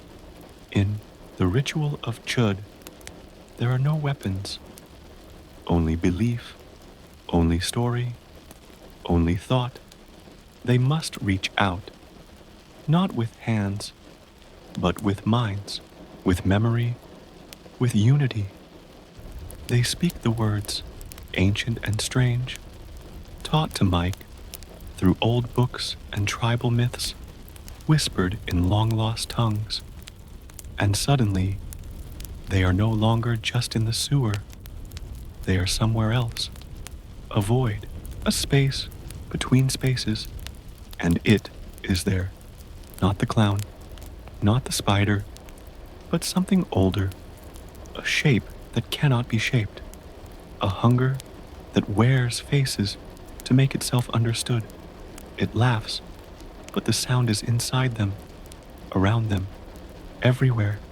And then the battle begins, not of fists, but of thoughts. Each loser faces a version of IT drawn from their own fear. Eddie, faced again with disease and rot, his inhaler now a wand of courage. Beverly, standing before the twisted shadow of her father, saying no, finally, fully, with a strength forged from pain. Richie, locked in a room of mirrors, each one calling him names, until he laughs back, proud of the boy he once was, and the man he is becoming. Ben, surrounded by whispers of worthlessness, crumpled poems underfoot, until he speaks aloud the lines he never dared to share. Mike, burdened by the weight of being the one who stayed, finally understood, finally seen, and Bill back in the rain, Georgie staring up at him. I couldn't save you, he says, and Georgie smiles. You came back. Together, they focus their minds. They speak as one. They believe in each other, in their bond, in the strength they share. And the creature begins to falter. The deadlights flicker. The shape begins to collapse. Fear is no longer enough to sustain it. And with a final surge, they push back. They push through. And it screams. Not a sound, but a silence that splits the world. And then it is gone. The cavern shakes, stones fall, the nest begins to collapse. But the losers, they are still standing, changed, wounded, but whole. They flee the tunnels, helping one another, trembling, exhausted, and when they finally reach the surface, Derry is changing. Storms tear through the streets, buildings crack, water rushes through, gutters like veins ruptured, because Derry was never just a town. It was a shell, a skin stretched over something monstrous. And now, that thing is dying. But for the losers, something else is dying too. Memory.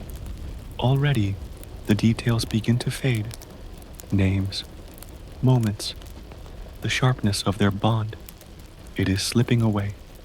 But for now, just for now, they remember. And they know. They did it. They kept the promise. They faced the darkness. They made it through. Together.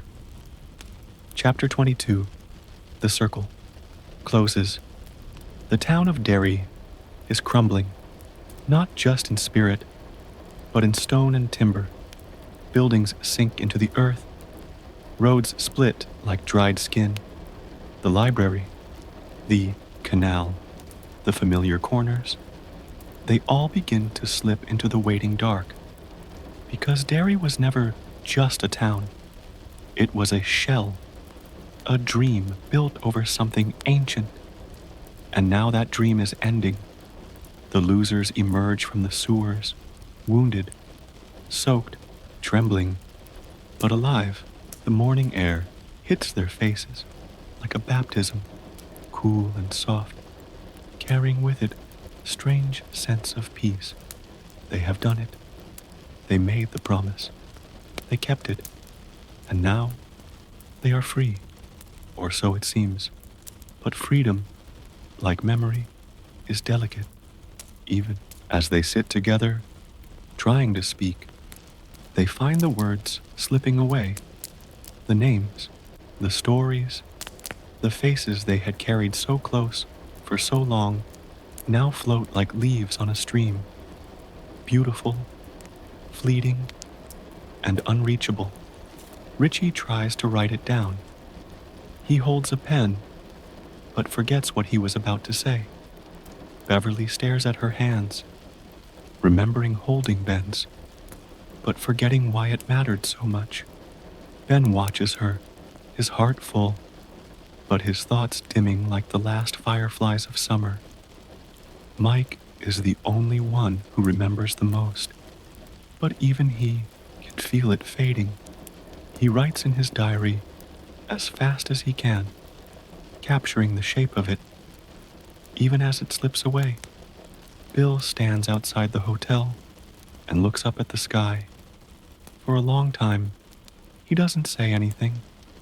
Then, quietly, he walks down the street. The town around him is quieter than it's ever been. Not a silence of fear, but of completion, of something long overdue finally coming to rest. They don't have a farewell party, no speeches, no hugs at the train station. One by one, they just drift apart, like smoke rising into blue sky, like dreams at the edge of waking. Mike stays behind, a little longer. He watches the cracks spread through Derry's buildings, feels the wind shift in strange ways, hears the earth groaning below, and then he decides it's time to leave the town that had been his whole world, time to let it go, time to be more than the one who remembered. And as for the others, they return to their lives. They go back to cities and jobs, to lovers and quiet routines, and they forget, completely, but not with sorrow. There's something gentle in the forgetting, like a burden they no longer have to carry. For Bill, something remains. A feeling, a whisper in his dreams, the sound of bicycle wheels, and a boy's laughter far away. He finds Silver, his old bike, still rusting behind a shed, and something inside him stirs. He fixes it, piece by piece, hands moving as if guided by memory that lives in the bones rather than the mind. When it's ready, he takes it out into the early morning light.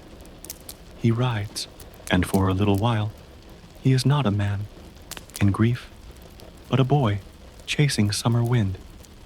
The wheels spin, the air sings, and laughter, real and bright, rises from deep inside him. He rides, and the world opens. The circle has closed. But in that closing, something beautiful remains. Courage, love, connection, and though the memories fade, what they did, what they shared, echoes in the soul, softly, always. Chapter 23, Out, Epilogue.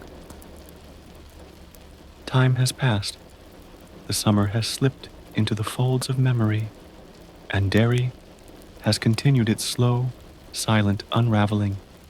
But the story, the one buried so long beneath the skin of the town, has come to its end. Bill sits at his desk. There's a breeze coming through the window. Outside, the world hums on, oblivious. He picks up his pen, intending to write it all down, to capture the shape of what happened. But already, the words are harder to find. He tries to remember the faces, the laughter, the terror, the triumph. But it's like chasing shadows at dusk. The more you reach, the more they slip away. He closes his eyes, and what returns is not the story, but a feeling, a warmth, a sadness, a weight lifted. He knows deep down that they were there, that they were real, that they mattered. Each of the others has drifted back into their separate lives. They do not call one another. They do not write. In truth, they no longer remember why they would, and yet there are moments, small, tender moments, when they feel something stir in the heart, a name on the edge of the tongue, a feeling when they hear a certain song, a sudden, overwhelming need to cry or to smile, and though they do not know why, they carry on. Mike has left Derry, the last of the losers to do so. He walked through the town one last time, past the school, the canal, the empty library. Then he turned the key in the lock, boarded up the past, and let it go. He carries no diary now, no notes, only the quiet peace of a man who has given everything he could, and who now allows the world to carry on without him. As for Bill, he is left with one final thread, Audra, his wife, still silent and unmoving. After her brush with the deadlights, she sits in a kind of sleep that is neither life nor death, and for a while, Bill feels helpless, a child again, standing in the rain.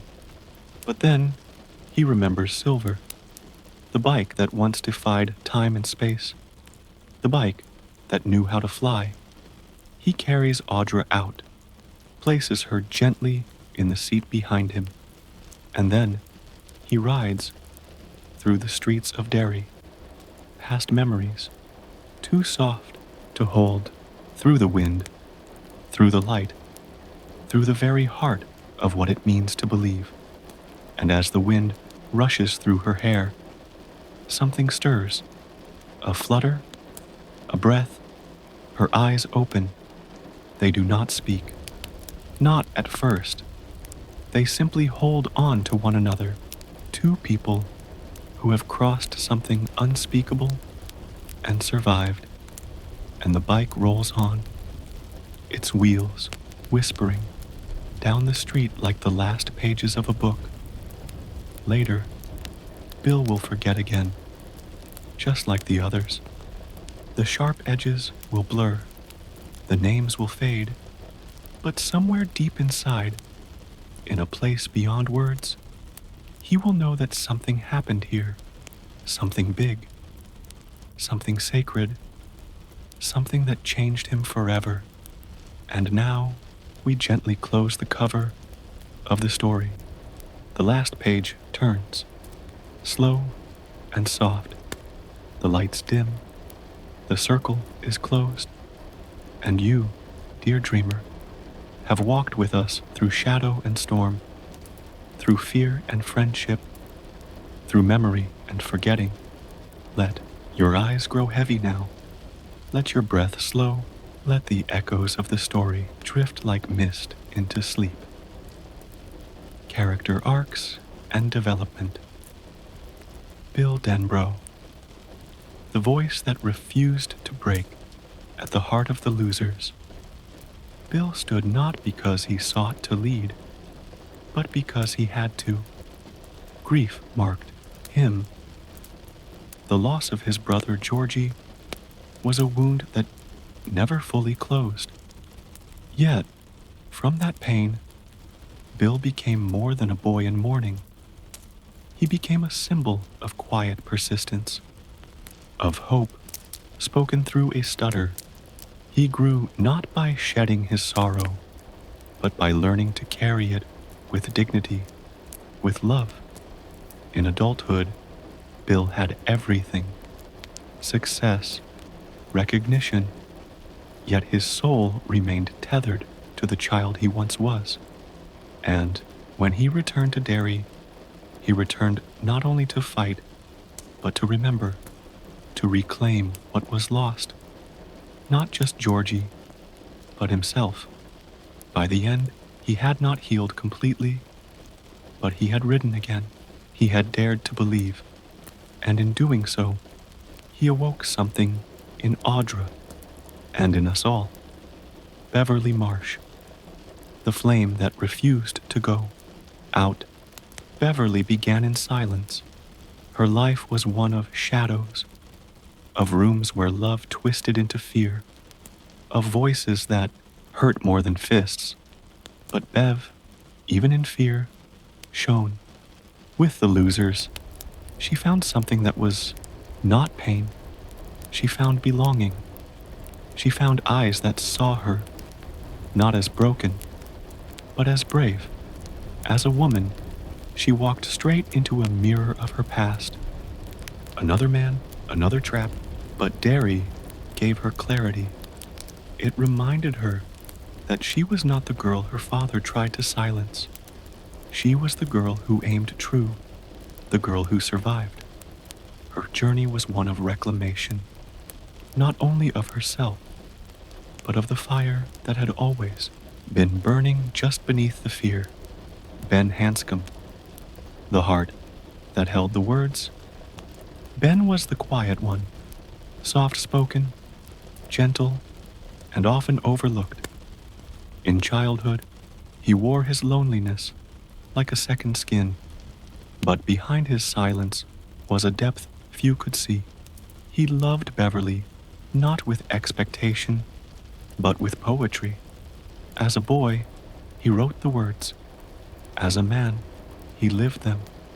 Ben returned to Derry, not as the child they remembered, but as someone transformed, stronger, wiser, still tender. His growth was not just physical, it was spiritual. He never shouted to be heard. He simply stood steady until the world realized he had always been there. And in the end, he and Beverly found one another, not in a blaze, but in a steady, glowing ember. Richie Tozier, the laughter, hiding the ache. Richie made jokes, voices, gags, quick remarks that danced over discomfort. But humor, for Richie, was not just a habit. It was a shield, a way to keep people from seeing what hurt, what he feared, what he longed for. He was the loudest loser, but perhaps the loneliest. And though the book never screams it aloud, we see it in the quiet ways he watches, in the names he calls, with affection that hides something deeper. Richie's arc is subtle. It is not about slaying dragons, but about standing beside his friends when it mattered most, about being brave, even when laughter would no longer protect him. And in that bravery, he too was transformed. Eddie Casbrack, the fragile one who was stronger than he, knew Eddie was always afraid of sickness, of germs, of disapproval. His world was ruled by his mother's voice, a voice that curled around his decisions like ivy. But within Eddie, there was more than fear. There was love, loyalty, a kind of courage that doesn't make headlines, but holds the line when everything else breaks. In Derry, Eddie found the strength to say no, to draw breath, stand tall, and fight. And in the end, he gave everything. His arc is one of quiet sacrifice. And though the others forgot, we remember the boy who stood his ground, the man who died with dignity, Mike Hanlon, the memory keeper. Mike was the anchor, the one who stayed, the one who remembered. While the others escaped into adulthood, Mike chose to remain, to guard the story, to keep watch. It cost him his youth, his peace, his certainty. But it was through Mike's memory that the losers were brought back together, through his persistence that it was faced again. And when it was over, Mike let it go, not with bitterness, but with grace. He had carried the weight long enough. Now it was time to live.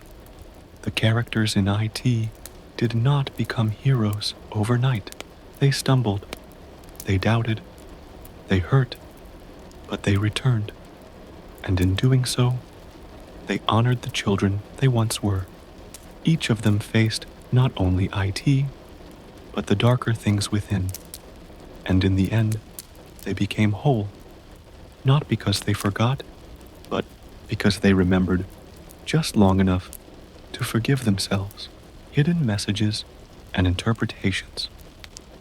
1. The nature of fear in IT is not merely something to escape. It is something ancient, instinctive, and deeply personal. IT takes the shape of whatever the children fear most. But more than that, it feeds on belief. It is strongest when fear is allowed to grow unchecked, when the inner child feels small and helpless. The story reminds us that fear is not just external. It is rooted in the soul, and it can be conquered, not through force, but through unity, trust, and belief in something greater than ourselves. The power of memory and forgetting. As adults, the losers forget their childhood battles. The further they are from Derry, the more their memories fade, like dreams in the morning light. This is no accident. It is the nature of growing up. We lose pieces of ourselves as we grow older. The magic, the pain, the vividness of our early years. But when they return, those memories awaken, not just of IT, but of who they were. This speaks to the idea that true growth requires remembering, not staying in the past, but honoring it, understanding it, and learning from it. To forget entirely is to lose the roots of who we are. Friendship as salvation at the core of IT is a love story, not romantic, but sacred. The bond between the losers is what keeps them alive.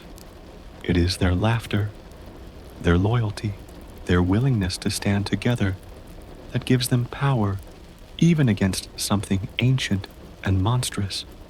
Their friendship becomes a kind of magic, stronger than silver, stronger than fear. It reminds us that we are not meant to face darkness alone, that healing often begins with the simple act of being seen. Childhood trauma and its echoes. Derry is a town soaked in silence.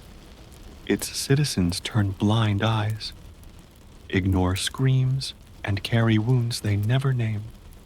Each of the losers carries trauma. Beverly, with her abusive father, Eddie with his controlling mother, Ben with isolation, Richie with identity he cannot voice, Bill with guilt, Mike with the weight of history. These traumas do not vanish in adulthood. They echo in their choices, in their fears, in their silence. But in facing it, they are also facing the shadows they left behind. King's story reminds us that trauma can be buried, but it never truly disappears until it is faced with honesty and love. Derry as a living entity. Derry is not just a backdrop.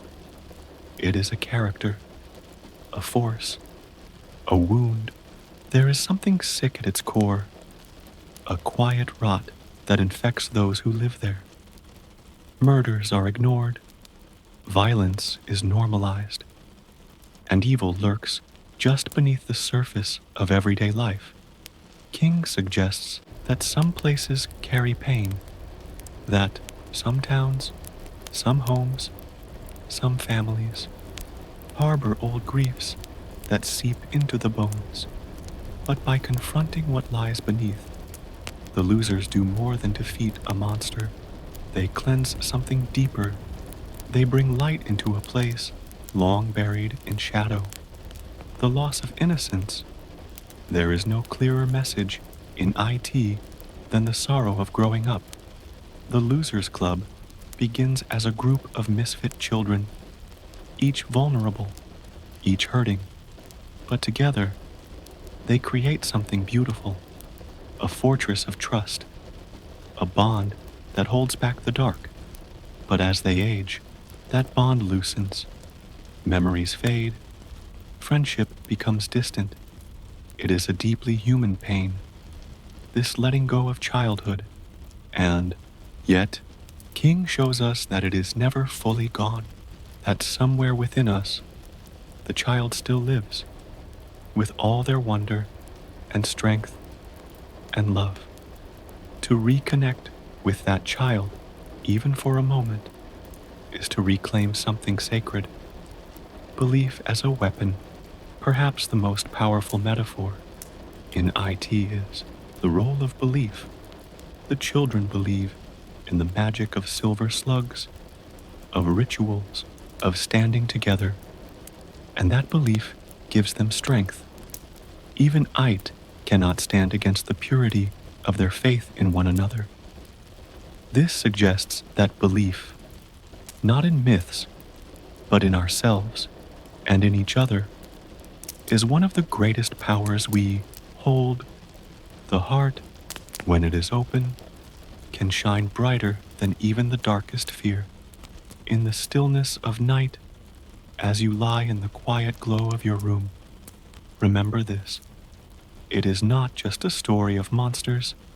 It is a story of fear faced, love remembered, and the sacred journey back to who we once were. Now, let us turn softly to the man who wrote it all, Stephen King, and the life that shaped this haunting, tender epic. Author's background, historical context, and influence on the story. The early years. Shadows and Storybooks. Stephen Edwin King was born on September 21st, 1947, in Portland, Maine, a state that would come to haunt the corners of his fiction like a memory that never fades. His father, Donald, left the family when Stephen was just 2. He and his older brother David were raised by their mother, Nellie, who worked tirelessly, often under crushing financial strain. Stephen grew up in small towns, in trailer homes, in quiet rooms filled with hand-me-down books and television flickers. But even in his earliest days, he was drawn not to the ordinary, but to the eerie, the strange, the stories that whispered from darkened corners. As a child, he discovered a box of his father's old paperbacks. Science fiction, horror, fantasy. They opened a door, not to nightmares, but to fascination. King once said, "I was made for the horror story," but he was not simply a spinner of fear. Even as a boy, he understood that stories were not just about monsters. They were about the people who faced them. The haunted landscape of America King's writing is deeply rooted in the American experience, particularly the post-war, small-town world of the 1950s and 60s. IT is no exception. Derry is a fictional place, but it breathes with the dusty sigh of real towns, where the streets stay the same for decades, where everyone knows each other's names, and yet secrets lie just beneath the sidewalks. The 1950s, the era in which the loser's childhood is set, was often remembered as a time of innocence. But King, like a gentle truth-teller, reminds us that even in times of peace, there are shadows, racism, abuse, loneliness, fear of the other. The children in IT do not grow up in a golden dream. They grow up with bruises behind closed doors and silences that stretch too long, and yet they endure. They come together. They love. King's own memories of childhood, his love of comic books and horror films, his fascination with myths and monsters, all poured gently into the story. He does not paint the past with nostalgia. He paints it with truth, addiction, struggle, and the writing of ITB. The time Stephen King began writing IT in the early 1980s, he was already a literary phenomenon.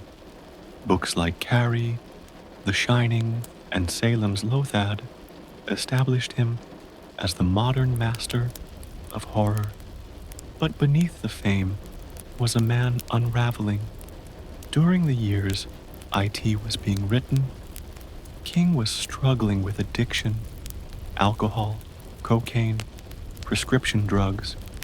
He has since spoken openly about this time, describing days when he would write with cotton in his nose to stop the bleeding. He does not glorify this period. He sees it now as a time of darkness, and yet from that dark came one of his most ambitious, most heartfelt, and most terrifying works. Writing It was, in many ways, a confrontation with his own fears. The fear of losing control, the fear of forgetting, the fear of becoming what you're most afraid of. Perhaps that is why IT feels so personal, because it is. And when he eventually recovered, when he became sober, King would say that writing was part of what saved him. The influence of childhood and the inner child throughout his life. Stephen King has returned to one truth. Childhood is where everything begins. He believes that children see the world with a raw clarity, a sense of wonder and fear unfiltered by cynicism. E.T. is perhaps his deepest exploration of that philosophy.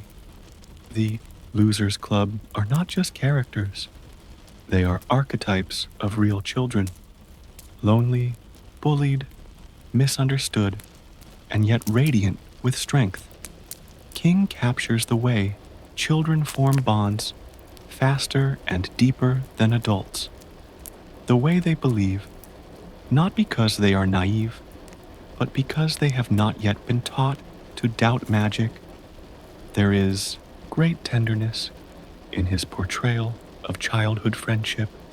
He reminds us that those early loves, those first fears, shape us in ways we never fully outgrow. Literary and mythical inspirations.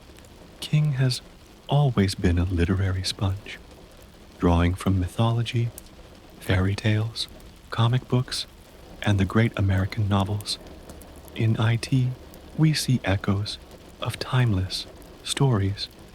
The ritual of Chud, with its strange, mystical battle, draws from Native American folklore and ancient myth. The cosmic turtle, Maturin, is a surreal guardian figure, an echo of creation, myths that tell of beings who dreamed the world into being, and IT itself, the shapeshifter, the devourer of children, is both a literal monster and a metaphorical one. It is Grendel. It is the Minotaur in the maze. It is fear, shame, loss. King weaves these elements not with heavy hands, but like a lullaby of archetypes whispered from the depths of the collective dream. The Stephen King universe, IT, does not stand alone. It is part of a larger tapestry, a universe of interconnected stories. Derry appears again in Insomnia, Dreamcatcher, and 11 to 22, 63. Characters and symbols echo through his books like recurring dreams. The Dark Tower series, King's epic of all epics, references the creature from IT and the turtle Maturin, placing them as cosmic entities in a multiverse of light and shadow. This interwoven mythology gives King's work a sense of depth and mystery. It's as if every story is part of one great, whispered tale told across time, legacy and emotional resonance. Though known as the King of Horror, Stephen King's true legacy may be found not in the fear he inspired, but in the emotion he evoked. It has endured not because it is scary, but because it is sad, hopeful, tender, and raw. It reminds readers of the parts of themselves they may have forgotten, of childhood bikes and summer storms, of whispered secrets and deep friendship, of courage found when the world feels too large. King has said that IT is one of his personal favorites, and it shows. It is not perfect, but it is sincere. It is not polished, but it is alive. And like all great stories, it leaves something behind, not just a memory, but a feeling, a sense that once we too were children who stood against the dark. So now, as we close this chapter, let us carry with us the quiet awe of the storyteller behind the story, Stephen King, a boy from Maine who dreamed of monsters but gave us something far more powerful, the reminder that even in fear, we are never alone. Quotes and emotional dialogues. Oh, be true, be brave, stand.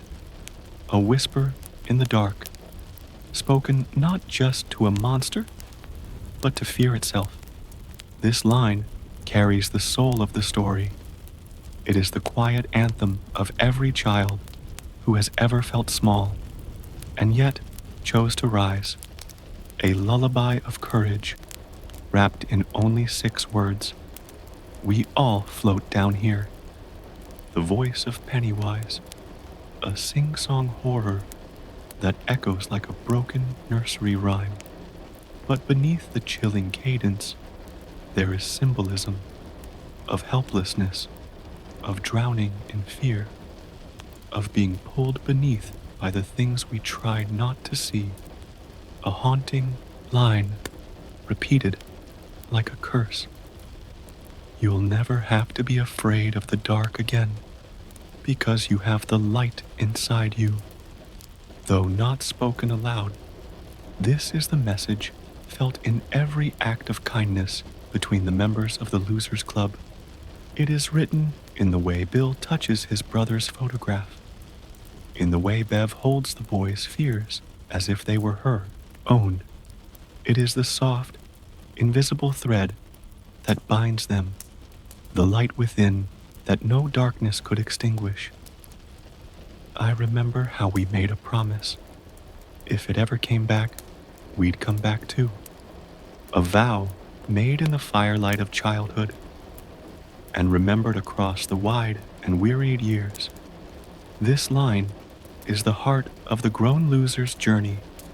It is about loyalty beyond time, about keeping a part of yourself sacred and untouched by the cynicism of adulthood. He thrusts his fists against the posts and still insists he sees the ghosts. Bill's stammering chant, his effort to control what feels uncontrollable, a tongue twister turned into a shield. It is both poetic and painful, the rhythm of it soothing, but the emotion beneath so raw. A child fighting to speak against the silence that grief and fear have placed inside him. I loved you then. I love you now. Beverly, speaking not just to Ben or Bill, but to all the parts of herself she thought she had to leave behind. Love in IT is never flashy. It is quiet. It is built in the cracks. It survives the fall. And this line, so simple, so sincere, is love, enduring through loss and forgetting. Maybe there aren't any such things as good friends or bad friends. Maybe there are just friends, people who stand by you when you're hurt and who help you feel not so lonely. A line that feels like the softest blanket on a cold night. Because in the end, that's what IT gives us. Not just fear, but comfort. Not just monsters, but friends who sit beside us in the dark and say, "You are not alone." These quotes are more than just passages from a book. They are windows into the gentle heartbeat of a story, so often remembered for its terror. But look closer, listen deeper, and you'll find a tale of love, of friendship, of holding hands in the face of unspeakable things. Softly, we will now drift onward into our closing thoughts, the final hush of this long and tender journey. Final thoughts and emotional closure. We have walked together through shadowed streets and sun-dappled days. We've followed the laughter of children echoing through the barrens, heard their whispers in clubhouses, felt their trembling hands grasping each other's as the darkness came close. And we've seen something beautiful, not just in the horror they faced, but in the way they stood beside one another, in the way they remembered, in the way they came back. It is a novel that many know for its monster, for Pennywise, for the fear in the drains, the shadows in the cellar, the shiver in the bones.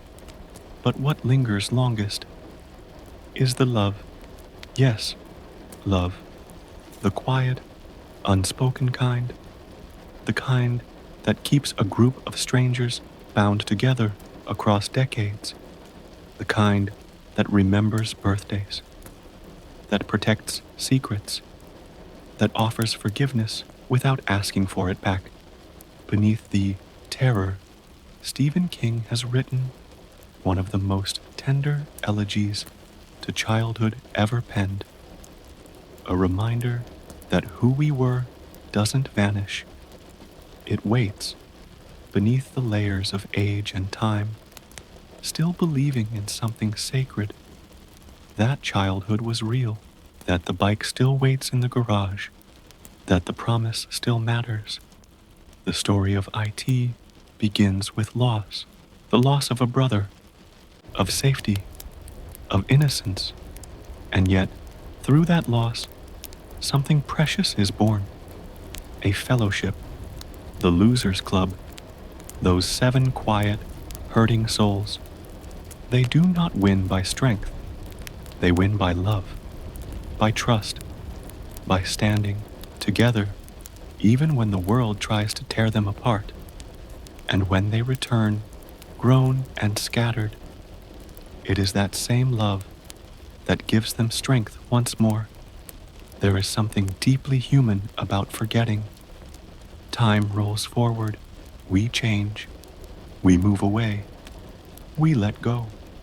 But it reminds us that some memories deserve to be kept, even if they hurt, even if they fade, because they are part of who we are, because they shaped us, because somewhere inside we are still riding down gravel paths on a rusty old Schwinn, still listening for voices in the trees, still whispering stories to one another to make the dark less lonely.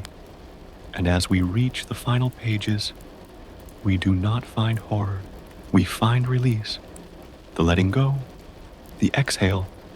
They forget again. Yes, the memories fade, the sharpness softens, but the love remains, carried quietly beneath the skin. And so it is with all of us. The people we once were, the friendships that saved us, they live on, even when we forget, even when time tucks them away. They live on in the way we speak, in the way we love, in the way we stand when fear comes close. So tonight, dear listener, as you rest your head, know this: you have walked beside Bill as he searched for his brother's smile. You have held Beverly's fear like a soft, shaking secret in the palms of your hands. You have stood in the circle with Mike and Richie, Ben and Eddie, Stan and all the others, shoulder to shoulder, in the face of what the world said was impossible. And you are part of that story now. You, too, remember. You, too, carry the light. Thank you for letting me guide you through this tale, for listening, for dreaming, for feeling each heartbeat of the story as it unfolded softly in the quiet of the night. If you've made it this far, I hope your eyes are growing heavier, your breath slower, your heart a little more at ease, because even the darkest stories can end in light. Even the deepest fear can be walked through, if we are not alone. So for now, let go of dairy, let go of the monsters, let go of the worry. Sink gently into sleep. The story is over. The children are safe. The circle is unbroken. Good night, dear friend, and may your dreams be filled with courage, with laughter, and with love. The end.